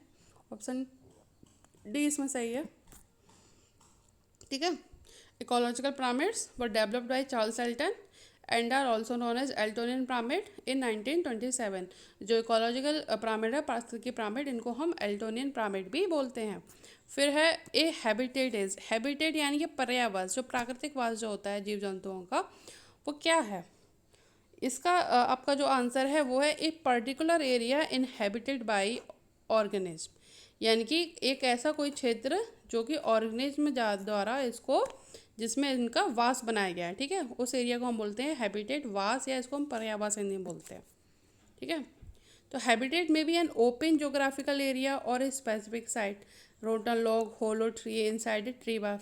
मतलब जो वास होता है, जैसे अब शेर है, शेर क्या मैदान में रहता है, घास में रहता है वो, ठीक है, वो उसका हैबिटेट है। चिड़िया का रहती है पेड़ पे, वो उसका हैबिटेट है। तो इसको हम जहाँ पे जो जिनका वास होता है ऑर्गेनिज्म का, उसको हम उसको हैबिटेट बोलते हैं, ठीक है। दे मे बी टेरेस्टेरियल, एक्वेटिक, जल में हो सकता है, स्थल पर हो सकता है। तो जो एग्जाम्पल ऑफ टेरेस्ट्रियल हैबिटेट्स रहते हैं, फॉरेस्ट है, ग्रासलैंड है, स्टेपी है एंड डिजर्ट, ठीक है। एक्वेटिक हैबिटेट्स में कौन से आते हैं, फ्रेश वाटर है, मरीन वाटर है, ठीक है, ब्रैकिश वाटर है, ठीक है। इस प्रकार से जहाँ पर जीव जंतु अपना वास बना लेते हैं उसको उनका हैबिटेट बोलते हैं। फिर आपका आता है biome is a natural community if of, इसका आपका जो आंसर है वो है plants and animals in A geographical area. Biome जो है किस कम्युनिटी को बोला जाता है, किसी जोग्राफिकल एरिया में जो जीव जंतु पेड़ पौधे पाए जाते हैं। जैसे कि मैदानी है, मैदानी क्षेत्र में जो जीव जंतु पेड़ पौधे पाए जाते हैं वो आपके जो ठंडा प्रदेश रहेगा या जल में जो रहेगा वहाँ के जीव जंतु पेड़ पौधों से भिन्न होगा, ठीक है। तो इस प्रकार से 5 बायोम होते हैं, वो हमने अभी पढ़े। तो ये क्या होता है, ये कम्युनिटी होती है plants and animals in A geographical area, जो किसी जोग्राफिकल एरिया में जो प्लांट्स और एनिमल्स पाए जाते हैं उसको हम बोलते हैं बायोम, ठीक है। जो नेचुरल कम्युनिटी जो रहती है प्लांट्स और एनिमल्स की, जो किसी विशेष क्षेत्र में पाई जाती है, वो और कहीं नहीं पाई जाएगी, ठीक है। जो मैदानी क्षेत्र के जीव जंतु पेड़ पौधे हैं वो आपके जलीय क्षेत्र में नहीं पाए जाएंगे, या टुंड्रा प्रदेश में नहीं पाए जाएंगे, या रेगिस्तान में नहीं पाए जाएंगे, ठीक है। इस प्रकार से इस कम्युनिटी को हम बोलते हैं biome. The best way to dispose waste is composting, भी आपका इसमें सही है। बर्न नहीं कर सकते, इंसिनरेशन नहीं कर सकते, इंसिनरेशन होता है लेकिन ये सही नहीं है, ठीक है, हार्मफुल होता है। डंपिंग इन हिली एरिया, मतलब जो हम गड्ढों में भर देते हैं ना, जो बड़े बड़े गड्ढे बना के डंप कर देते हैं, वो भी ठीक जो है तरीका नहीं होता है। कंपोस्टिंग सबसे ठीक तरीका है, आपका ऑप्शन भी इसमें सही है। फिर आपका आता है which of the following is not a primary air pollutant, primary air pollutant, ये सारे आपके एयर पॉल्यूटेंट हैं। ओजोन आपकी जो ट्रोफोस्फेयर में जो आपकी पाई जाती है ना, क्षोभ मंडल में जो पाई जाती है, वो भी एयर पॉल्यूटेंट है। लेकिन ओजोन जो है आपकी सेकेंडरी एयर पॉल्यूटेंट है, ठीक है, ये प्राइमरी नहीं है। प्राइमरी में आपके मीथेन है, सल्फर डाइऑक्साइड है और एस्बेस्टॉस है। ओजोन जो है ना, ओजोन आपकी जो क्षोभमंडल में जो पाई जाती है वो आपकी जो नाइट्रोजन के ऑक्साइड है और जो वोल्केनिक ऑर्गेनिक होते हैं उनको मिक्स करके बनती है सनलाइट के द्वारा, ठीक है। तो वो पहले से जो जो प्रदूषण के जो तत्व हैं उनके मिला के ये सेकेंडरी जो है एयर पॉल्यूटेंट बनता है ओजोन, तो इसीलिए ये सेकेंडरी एयर पॉल्यूटेंट में आता है, ठीक है। प्राइमरी में आपका मीथेन है, सल्फर डाइऑक्साइड है और एस्बेस्टोस है, ठीक है। ऑप्शन सी इसमें आपका सही है। फिर है the pollutant responsible for zone holes, zone लिखा है ओजोन होल होगा यहाँ, ओ नहीं है लिखा है यहाँ पे, क्लोरोफ्लोरोकार्बन CFC, ऑप्शन ए इसमें सही है, ठीक है। ये आपका जो है ओजोन जो है छिद्र के लिए जिम्मेदार है। BOD बायोलॉजिकल ऑक्सीजन डिमांड, कुछ बच्चे बोल रहे थे कि इसकी बायोकेमिकल ऑक्सीजन डिमांड होती है। जो बायोकेमिकल ऑक्सीजन डिमांड सही है, लेकिन वो केमिस्ट्री के हिसाब से सही है, ठीक है, वहाँ पर ये इस्तेमाल होती है। लेकिन BOD पर्यावरण के क्षेत्र में, जनरल साइंस में BOD की फुल फॉर्म आपकी बायोलॉजिकल ऑक्सीजन डिमांड ही होती है, ठीक है। बायोकेमिकल डिमांड्स इस बार इन्होंने ऑप्शन में भी नहीं रखा, ठीक है। 55 का B। तो प्रोजेक्ट मेथड ये एक्टिविटी पर निर्भर है, ठीक है, ऑप्शन सी। अब ये प्रोजेक्ट मेथड में जो इसके जो स्टेप रहते हैं वो कौन कौन से रहते हैं, इसका आपका आंसर है पहला वाला, selection of problem, planning, execution, evaluation, recording, ठीक है। ये इसका पूरा सही क्रम है। देखिए, the logical sequence of the project method, providing a situation, choosing and purposing the project, planning of the project, executing the project, evaluation, फिर रिकॉर्डिंग, ठीक है। ये इसका पूरा सही क्रम है प्रोजेक्ट मेथड का। फिर है आपका in project method the problem act as. इस क्वेश्चन में ये पूछ रहा है कि जो समस्या जो रहती है ना प्रोजेक्ट मेथड में, जो बच्चों को दी जाती है सॉल्व करने के लिए प्रोजेक्ट मेथड द्वारा, वो कैसे एक्ट करती है। तो जो प्रोजेक्ट मेथड जो है वो आपका थॉर्नडाइक का, आपने B.Ed फर्स्ट ईयर में आपने सिद्धांत पढ़ा होगा, Thorndike stimuli response theory of learning, ठीक है। हिंदी में इसको बोलते हैं थॉर्नडाइक उद्दीपन अनुक्रिया सिद्धांत, जिसमें जो समस्या रहती है वो आपका उद्दीपक का काम करती है, यानी कि स्टिमुली का काम करती है। तो उस हिसाब से इसका आंसर होना चाहिए कि the in project method the problem act as stimulus for learning, क्योंकि जो प्रोजेक्ट मेथड है वो आपका थॉर्नडाइक के stimulus response theory of learning के आधार पर ये काम करता है, ठीक है। उस हिसाब से मैं इसको अंतिम आंसर नहीं बोल रही हूँ कि यही आंसर होगा, लेकिन उस थ्योरी के हिसाब से कि जो प्रोजेक्ट मेथड जो होता है वो आपका थॉर्नडाइक के उद्दीपक अनुक्रिया सिद्धांत पर आधारित है। और जो थॉर्नडाइक का जो उद्दीपक अनुक्रिया सिद्धांत है वो ये बोलता है जो समस्या जो रहती है ना वो जो है उद्दीपन का काम करती है, ठीक है। तो जब प्रोजेक्ट मेथड में कोई बच्चे को समस्या दी जाती है तभी वो आगे को सोचता है कि कोई प्रॉब्लम, जैसे इसमें स्टेप था प्रोजेक्ट मेथड का, पहले उसको सिचुएशन प्रोवाइड करा दी गई, कोई समस्या है, ठीक है। फिर choosing and purposing the project, फिर वो कोई प्रोजेक्ट चूज़ करेगा उस समस्या के लिए, फिर पर्पस करेगा, मतलब यहाँ जो सिचुएशन जो है वो यहाँ उद्दीपन का काम कर रही है, ठीक है, तभी वो आगे की प्रोसेस आगे बढ़ रही है। इस प्रकार से इसका जो आंसर है वो स्टिमुलस फॉर लर्निंग है, लेकिन मैं इसको अंतिम आंसर नहीं कह रही हूँ, हो सकता है इसमें से कोई और भी आंसर इसका हो, ठीक है, लेकिन इस हिसाब से इसका आंसर यही है। फिर है the survey method helps to develop, जो सर्वे मेथड होता है ना ये हम क्या हमारी क्या डेवलपमेंट करता है, ये इंक्यूसिटिव स्किल्स, प्रश्न पूछने की कला, ठीक है, इसको डेवलप करता है। Which alternative among the following is correct for role of mass media in teaching of environmental education. जो आपकी मास मीडिया रहती है ना उसका क्या रोल रहता है इन्वायरमेंटल एजुकेशन के लिए, इसमें से करेक्ट ऑप्शन कौन सा है, वो है आपका stimulate thinking to understand environment, ठीक है, ये ऑप्शन सी इसमें सही है। Which among the following is suitable to improve quality of environmental, इसमें आपका आंसर सही है पब्लिक अवेयरनेस, पब्लिक अवेयरनेस के द्वारा ही जो एनवायरनमेंट की जो क्वालिटी है उसको सुधारा जा सकता है। फिर है कि use of cartoons, pictures and flow diagrams in teaching of environmental education creates in the leisure, जो कार्टून्स, पिक्चर्स और फ्लो डायग्राम्स बच्चों को सिखाने के लिए जो इस्तेमाल में लाए जाते हैं एनवायरमेंटल एजुकेशन में, वो क्या क्रिएट करते हैं, वो अट्रैक्शन और इंटरेस्ट क्रिएट करते हैं, ठीक है, ऑप्शन ए आपका इसमें सही है। Atmospheric pollutant are mainly present in, ये ट्रोपोस्फीयर में पाया जाता है, ठीक है, आपका क्षोभ मंडल में, जो वायुमंडल में जो सबसे ज़्यादा जो प्रदूषण है वो आपका ट्रोपोस्फीयर यानी कि क्षोभ मंडल में। यहाँ केवल अगर ट्रोपोस्फीयर भी लिखा होता तो भी इसका आंसर यही था, ठीक है, ट्रोपोस्फीयर। स्ट्रेटोस्फीयर लिखा, अगर स्ट्रेटोस्फीयर यहाँ ना भी लिखा हो तो भी इसका आंसर रहेगा ट्रोपोस्फीयर, ठीक है, ऑप्शन डी। सबसे ज़्यादा जो एटमॉस्फेरिक पॉल्यूटेंट जो है वो यहीं पाया जाता है क्षोभ मंडल में।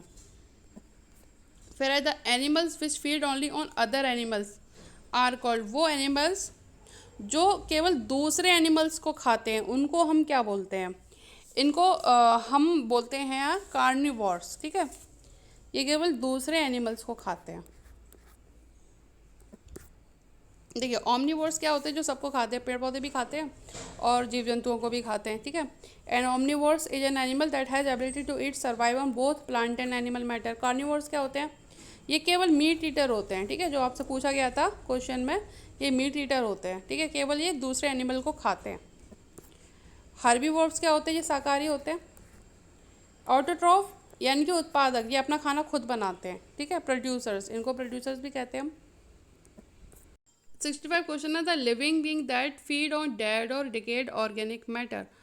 वो कौन है जो क्या कहते हैं, डेड और डिकेड ऑर्गेनिक मैटर पर निर्भर है अपने खाने के लिए, वो है आपके सैप्रोफाइट्स, ठीक है। ऑप्शन सी इसमें सही है। देखिए an organism that could not make it's personal food, ये अपना पर्सनल फूड नहीं बना सकते।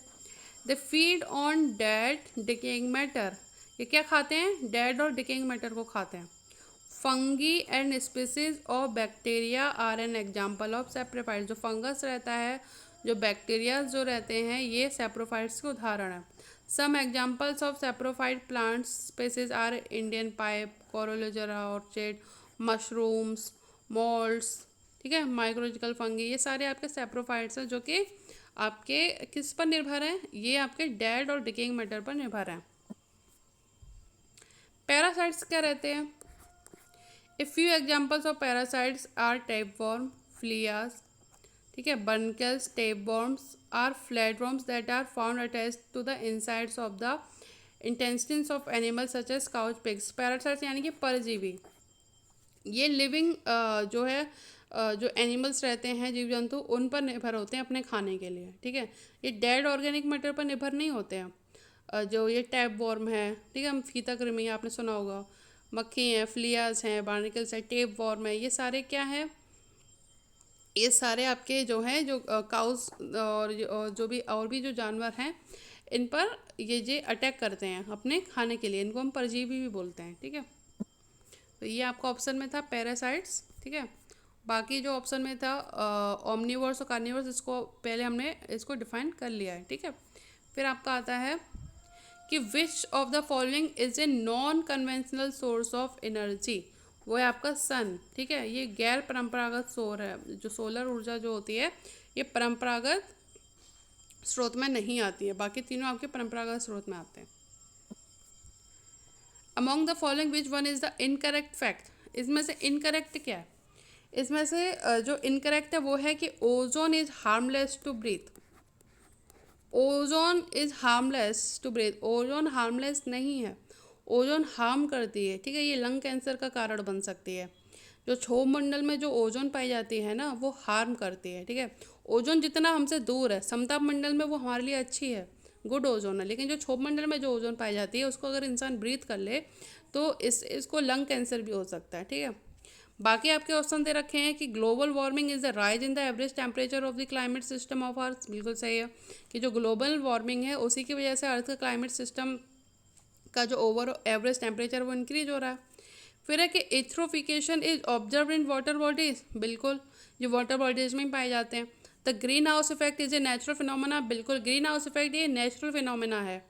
बाकी जो ग्रीन हाउस इफेक्ट जो हम पढ़ रहे हैं आजकल, जो इसका जो साइड इफेक्ट पढ़ रहे हैं, वो इस वजह से ज़्यादा से ज़्यादा कार्बन डाइऑक्साइड बनने की वजह से, जो व्हीकल्स उद्योगों की वजह से ये बन रही है, ठीक है। लेकिन ग्रीन हाउस इफेक्ट जो है पृथ्वी के लिए ज़रूरी है, जो इसका टेम्परेचर मैनेज रखता है, नहीं तो पृथ्वी का टेम्परेचर बहुत कम हो जाएगा, जो हमारे सर्वाइवल के लिए बिल्कुल ठीक नहीं है, ठीक है। तो ग्रीन हाउस इफेक्ट एक नेचुरल फिनोमेना है, लेकिन आजकल जिस तरीके की जो औद्योगिक चीज़ें हैं, फैक्ट्री हैं, उद्योग हैं, ठीक है, यहाँ से जो कार्बन डाइऑक्साइड जो सबसे ज़्यादा ग्रीन हाउस इफेक्ट के लिए जिम्मेदार है, जो निकल रही है, वो इतनी ज़्यादा है कि उसने टेम्परेचर जो है जितना होना चाहिए उससे ज़्यादा ही इंक्रीज कर रही है, इसीलिए ये हमको जो है इफ़ेक्ट कर रहा है, ठीक है, गलत रूप से ग्रीन।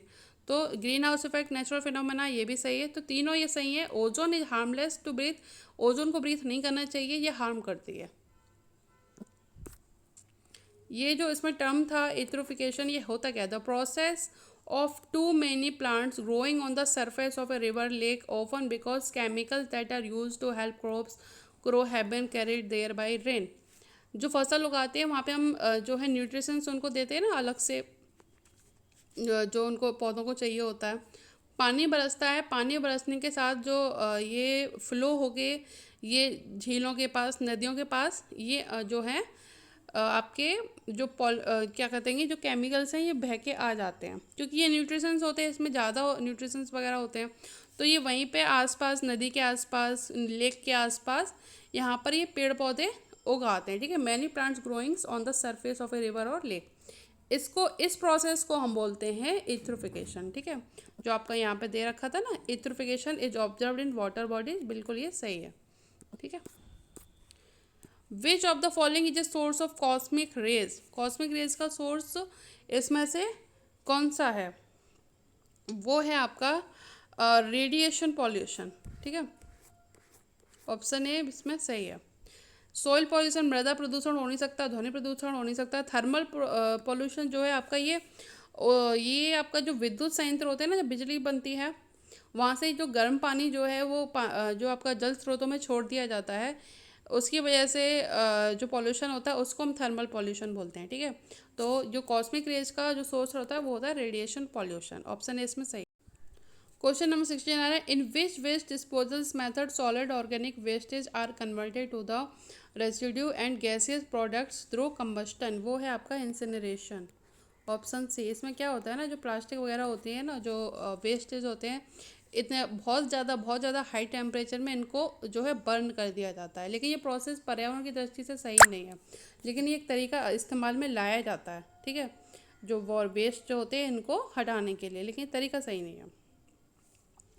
और तो इनकार्नेशन क्या होता है, इनकार्नेशन हम सब जानते हैं कि अगर कोई व्यक्ति मर जाता है तो उसकी जो अंतिम जो क्रिया होती है उसको इनकार्नेशन बोलते हैं। ऑप्शन बी जो इनकार्सरेशन है, ये आपका कैद से संबंधित शब्द है। इंक्यूबेशन का मतलब ये होता है कि जैसे कि पशु नहीं, जो पक्षी होते हैं उनके जो अंडे होते हैं ना, उनको सही टेम्परेचर में रखने की जो प्रक्रिया होती है उसको बोलते हैं इंक्यूबेशन। ठीक है, तो इसमें ऑप्शन सी आपका इसमें करेक्ट है। अब देखिए, incineration is conducted in an incinerator, एक इंसिनरेटर होता है, इसमें इसको कंडक्ट किया जाता है। Which is a type of furnace design for burning hazards materials in a combustion chamber, एक कम्बस्टन चैम्बर होता है, उसमें बहुत सारा मटेरियल्स इसमें डाल दिया जाता है जिससे इसको बर्न किया जाता है बहुत ज़्यादा हाई टेम्परेचर पर।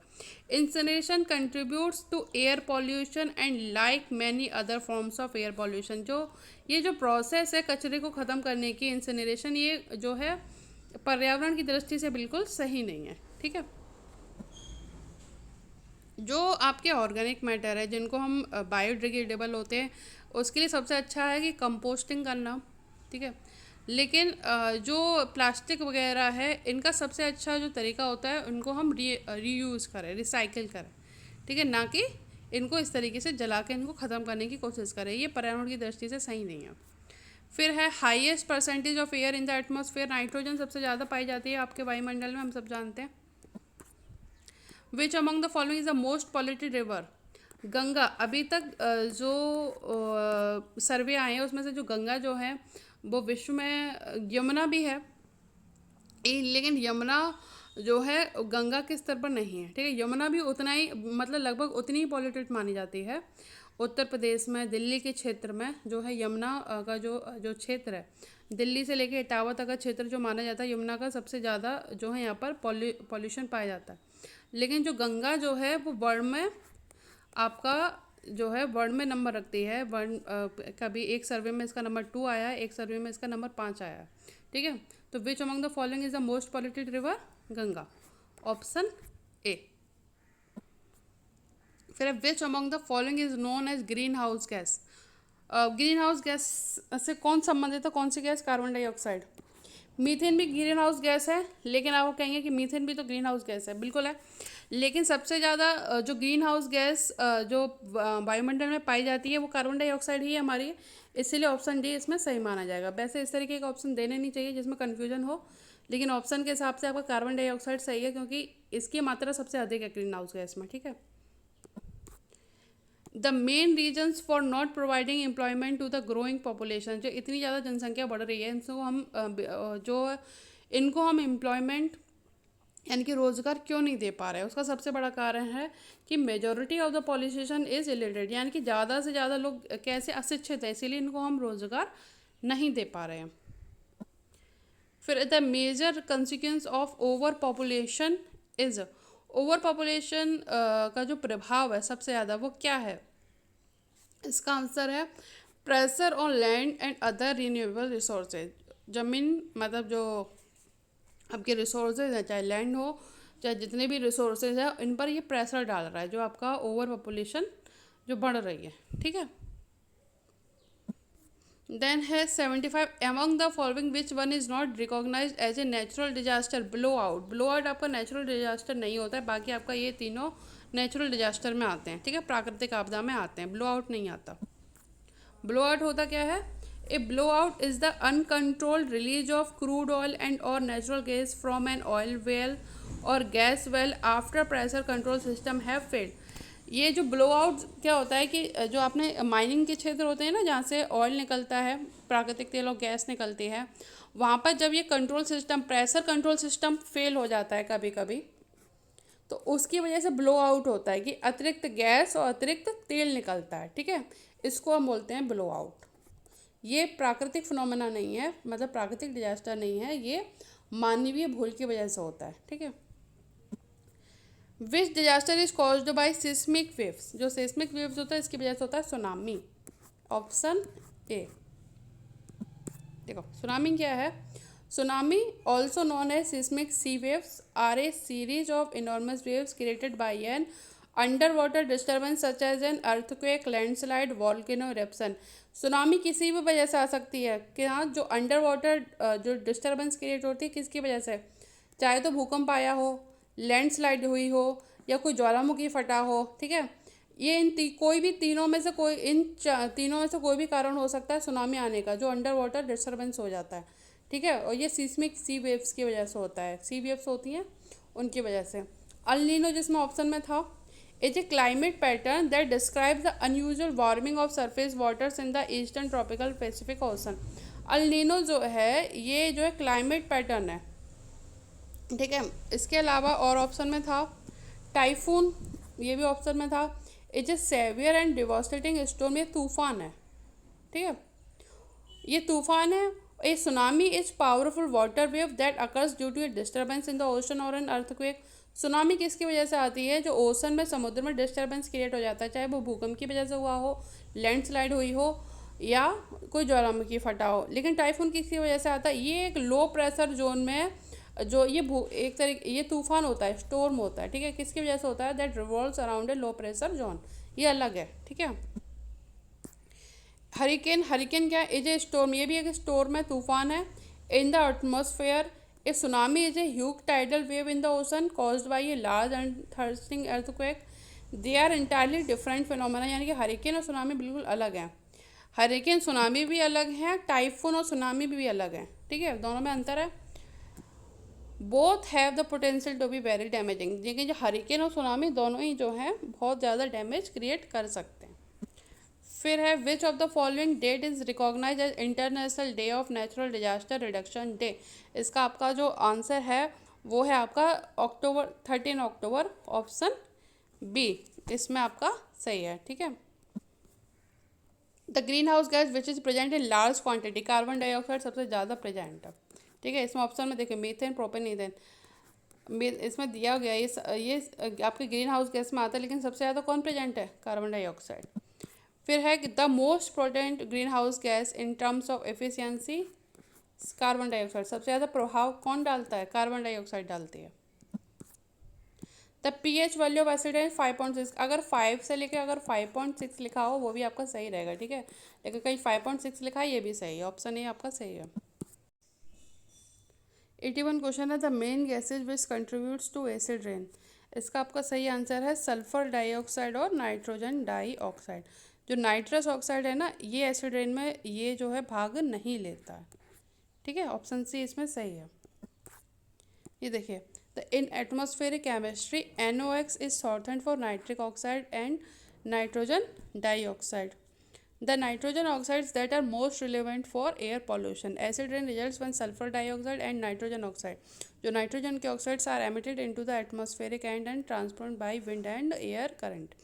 तो इसमें जो NOx जो दिया है, इसमें आपका जो नाइट्रस ऑक्साइड रहता है ना, ये आपका एसिड रेन में जो है कोई कंट्रीब्यूट नहीं करता है. ठीक है, बाकी जो नाइट्रोजन के ऑक्साइड है वो इसमें कंट्रीब्यूट करते हैं. तो इस वजह से इसका जो आंसर सही रहेगा नाइट्रोजन डाइऑक्साइड. हमने पढ़ा भी है SO2 और NO2 ये दोनों मिलकर, ये दोनों जो है आपके एसिड रेन में जो है महत्वपूर्ण भूमिका निभाती हैं. इसके बाद है आपका according to Widerth the specific aims for environmental education fall into 3 groups which among following is not included. जो विदर्थ ने जो एम्स दिए थे उसमें कौन इंक्लूड इसमें से नहीं है, वो है इसमें आपका इन्वायरमेंटल एम्स. ठीक है, ये इसमें जो है विदर्थ के एम्स में ये इंक्लूड नहीं है. ये इन्होंने एम दिए थे 1978 में. The specific aims of EE, ठीक है, fall into 3 groups. Widerth 1978 cognitive, normative और टेक्निकल एंड एप्लीकेशन एम्स. ठीक है, ये 3 एम थे. फिर in which country first earth summit was held. Brazil में हुआ था. ठीक है, आपका आंसर इसमें ब्राज़ील सही है. तो first earth summit popularly known as earth summit, जिसको जो पहला पृथ्वी सम्मेलन है इसको हम पृथ्वी सम्मेलन के नाम से भी जानते हैं. The United Nations conference on environment and development UNCED held on 3 जून से 14 जून तक ये चला था 1992 में रियो डी जेनेरियो ब्राज़ील के अंतर्गत. ठीक है, in which year formation and development of environmental education was started in India. 1980, option D, 1980 में. देखिए, in the year 1980 the department of environment was established in India which was to ensure a healthy environment for the country. This department later became the Ministry of Environment and Forest in 1985. जो 1980 में जो department of environment था 1985 में आगे चलकर इसी को हमने ministry of environment and forest बना दिया था. ठीक है, और जो 1980 में जो डिपार्टमेंट ऑफ पर्यावरण विभाग की यानी कि डिपार्टमेंट ऑफ एनवायरनमेंट की स्थापना हुई थी 1980 में. इसका काम क्या था कि भारत सरकार ने पर्यावरण शिक्षा और पर्यावरणीय मामलों के लिए एक पृथक पर्यावरण विभाग का गठन किया. इस विभाग को पर्यावरण नियोजन, प्रोत्साहन और समन्वय की जिम्मेदारी सौंपी गई थी. ठीक है, 1980 में. ठीक है, इसके बाद एक और है ये आपका भारत का पर्यावरण शिक्षा केंद्र. ठीक है, ये भी एक प्रश्न बन जाता है. Centre for environmental education CEC है, ये अहमदाबाद में है. इसका कार्यालय केंद्र जो है सेंटर 1984 में स्थापित किया गया था. इसके साथ साथ इसके 41 कार्यालय पूरे देश में है. ठीक है, लेकिन अहमदाबाद में मेन सेंटर है इसका. ठीक है, ये 1984 में स्थापित किया गया था. फिर Subhash Datta and environmentalist says that literary works of Rabindranath Tagore, option C. ये इन्होंने 2010 में बोला था. ठीक है, कहीं अभी आपको अगर न्यूज़पेपर में आपको ये पढ़ना, इसको देखना चाहे तो आपको ये कोई भी न्यूज़पेपर होगा ना जो सन 2010 का आर्टिकल होगा, उसमें ये होगा कि जो सुभाष दत्ता है ना, ये पश्चिम बंगाल के, ये एक पर्यावरणविद हैं. इन्होंने कहा था कि the literary work of Rabindranath Tagore can be used for raising awareness about the environment. ठीक है, ऑप्शन सी. फिर domestic waste products, urine and faecal matter, wood and cloth, ये सारे आपके बायोडिग्रेडेबल होते हैं. ठीक है, ऑप्शन बी इसका सही है. Then in which year environmental education emerge as the term for the educational dimension of the environmental movement.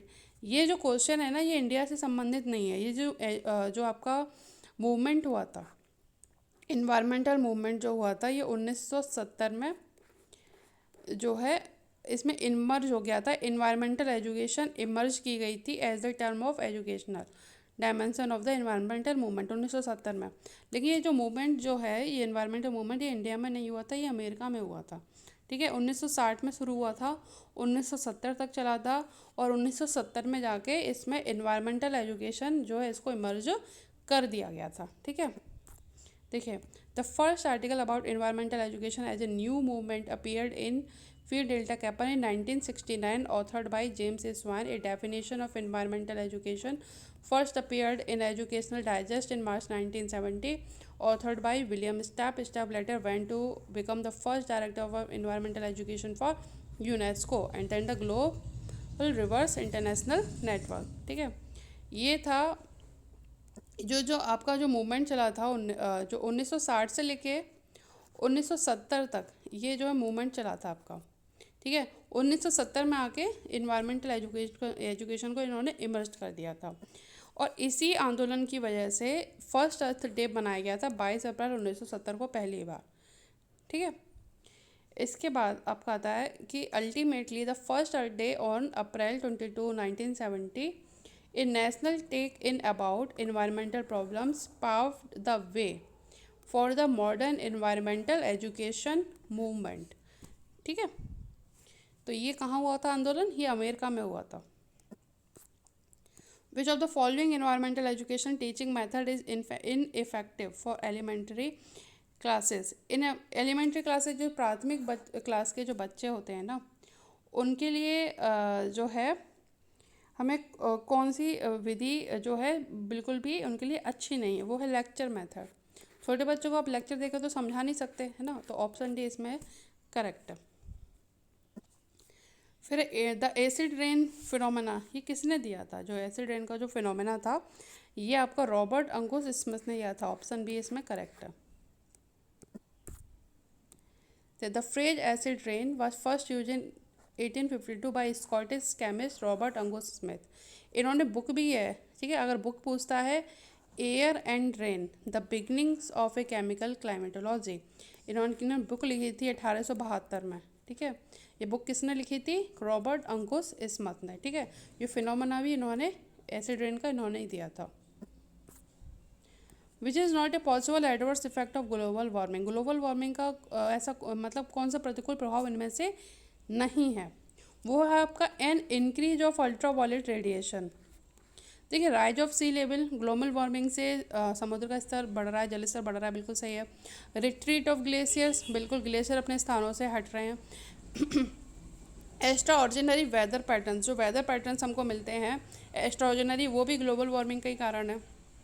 लेकिन ये जो ऑप्शन है N increase of ultraviolet radiation, ये ओजोन के क्षरण की वजह से हो रहा है। ठीक है, जो पराबैंगनी किरणों का जो विकिरण जो बढ़ रहा है वो ओजोन के क्षरण की वजह से हो रहा है, जो ग्लोबल वार्मिंग की वजह से नहीं हो रहा है। तो ऑप्शन सी इन चारों में ऑप्शन सी इसमें सही है। Then which among the following is produce due to ultraviolet radiation from sunlight? Ozone. अब जो गुड ओजोन और बैड ओजोन की जो बात होती है ना, ये यही है। ये जो बात कर रहा है कि which among the following is produce due to the ultraviolet radiation from sunlight, ozone, ये आपकी बैड ओजोन होती है, जो कि ट्रोपोस्फेयर यानी कि क्षोमंडल में ये पाई जाती है। ठीक है, ये किसकी वजह से बनती है? जो आपके देखिए ये आपकी यूवी रेडिएशन सनलाइट की उपस्थिति में होती है।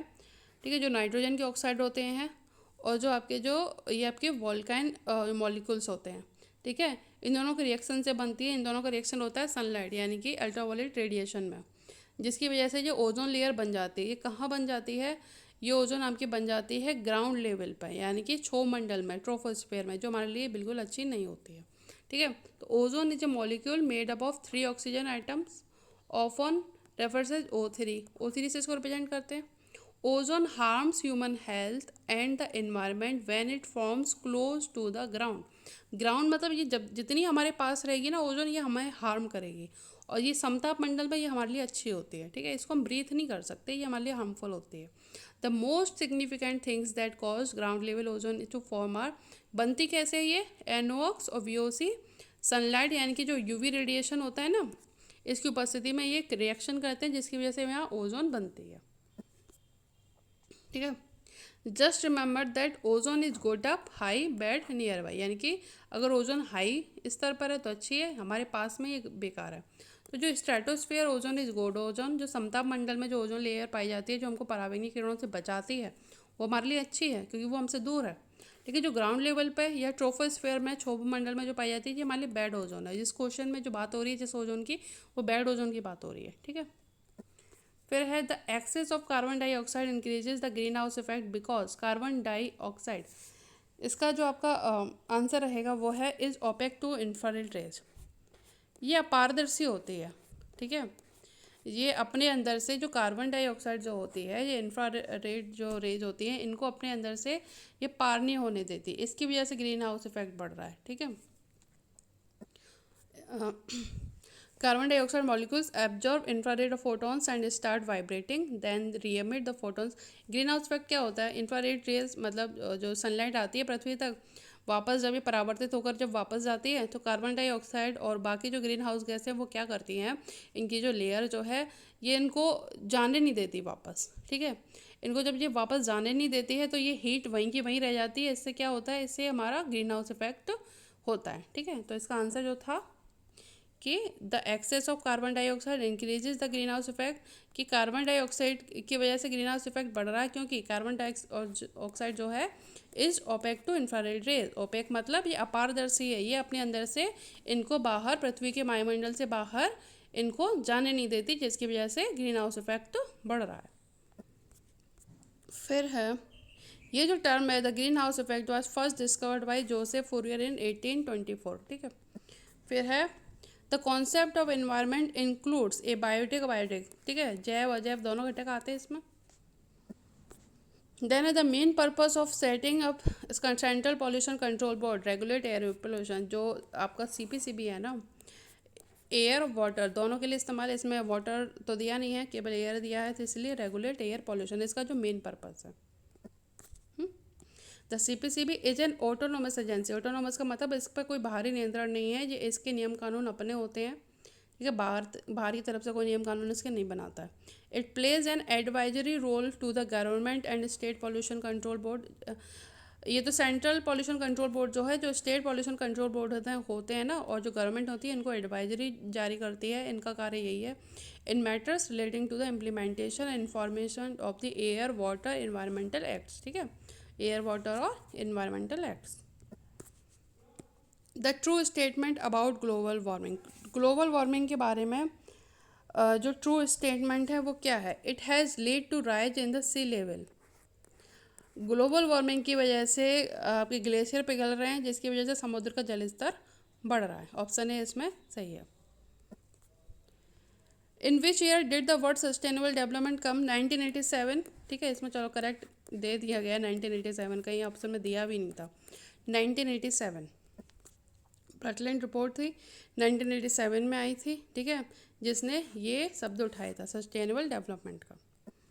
फिर है which one among the following is not true statement in achieving sustainable development? It can be achieved.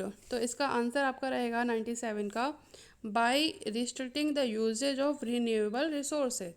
जो आपके which one among the following is not true statement in achieving sustainable development. अब इसमें जो है ना, यहाँ इट कैन बी अचीव्ड लिखा है, it can not be achieved लिखना चाहिए था। ठीक है। नोट गायब है यहाँ पर। By restricting the usages of renewable resources. जो सस्टेनेबल डेवलपमेंट है वो हम किसके द्वारा नहीं प्राप्त कर सकते हैं? वो है अगर हम रिन्यूएबल सोर्सेज है इनको, अगर हम इनको प्रतिबंधित कर देंगे या कम कर देंगे यूज़ में लेने से। ठीक है। ऑप्शन बी इसमें सही है। यह आना चाहिए था it can not be achieved. ठीक है। 98 क्वेश्चन है the correct statement about the ozone shield is. Ozone shield is found in stratosphere. अगर आपसे केवल यही पूछा जाता है कि ओजोन शील्ड कहाँ पाई जाती है, वो आपकी समताप मंडल में ही पाई जाती है। ठीक है। स्ट्रेटोस्फेयर। और अगर बात आपकी अगर करेगा ट्रोपोस्फेयर की तो वो बेड ओजोन बोलेगा, या फिर वो बताएगा कि वो वॉल्काइन जो मॉलिक्यूल्स हैं और आपके जो है नाइट्रोजन के ऑक्साइड है। ठीक है। यूवी रेडिएशन की बात करेगा तो वो ट्रोपोस्फेयर में पाई जाती है, जिसको हम बेड ओजोन बोलते हैं। लेकिन जो ओजोन शील्ड है जो हमको पराबैंगनी किरणों से बचाती है वो स्ट्रेटोस्फेयर यानी कि समताप मंडल में ही ये आपकी पाई जाती है। ठीक है। 99 क्वेश्चन है in which year the commission on sustainable development was started by the UN General Assembly. तो जो in which year the commission on sustainable development was started by the UN General Assembly, इसका जो आपका सही answer है वो है आपका 1992, 1992। ठीक है। ये इसका आपका राइट आंसर है। तो the commission on sustainable development emerge from agenda 21। जो एजेंडा 21 लागू हुआ था उसमें ये आया था the programme of action for sustainable development adopted by in June 1992 by the United Nations conference on environment and development, also known as Rio Earth summit. ठीक है, कब? 1992, जून 1992 में। इसके बाद आपका आया कि the among the following who was not associated with Chipko movement, जो चिपको आंदोलन हुआ था उससे कौन एसोसिएट नहीं है? अमृता देवी। ये बिश्नोई मूवमेंट जो फर्स्ट क्वेश्चन था आपका, ठीक है, ये बिश्नोई मूवमेंट से जो है ये रिलेट करती हैं। बाकी ये तीनों जो हैं ये आपके चिपको मूवमेंट से रिलेट करते हैं। ठीक है, चिपको आंदोलन जो मुख्य रूप से 1973 में शुरू हुआ था, इसमें गौरा देवी, सुदेशा देवी, बचनी देवी, चंडी प्रसाद भट्ट और सुंदरलाल बहुगुणा, ये सारे आपके चिपको आंदोलन के नेता हैं। ठीक है, और जो अमृता देवी जो आपकी थी वो आपकी जो है बिश्नोई मूवमेंट से रिलेट करती हैं।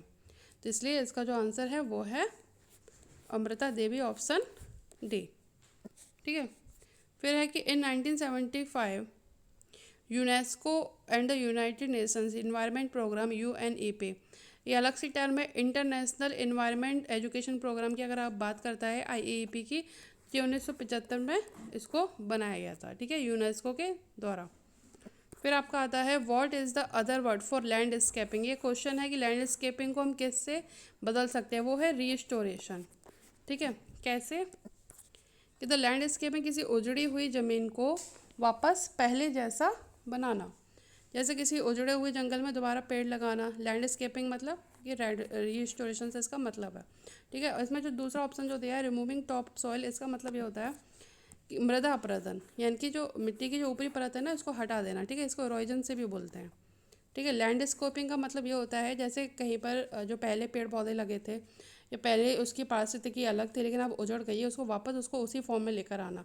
तो इसीलिए इसको हम रिस्टोरेशन से इसको चेंज कर सकते हैं। बाकी जो रिमूविंग टॉप सॉइल दिया है इसका मतलब होता है मृदा अपरदन, मृदा क्षरण, इसको हम इरोजन बोलते हैं। ठीक है, तो ये सारी आपकी आंसर की थी, जो पेपर आपका इसमें पोस्टपोन हो गया था।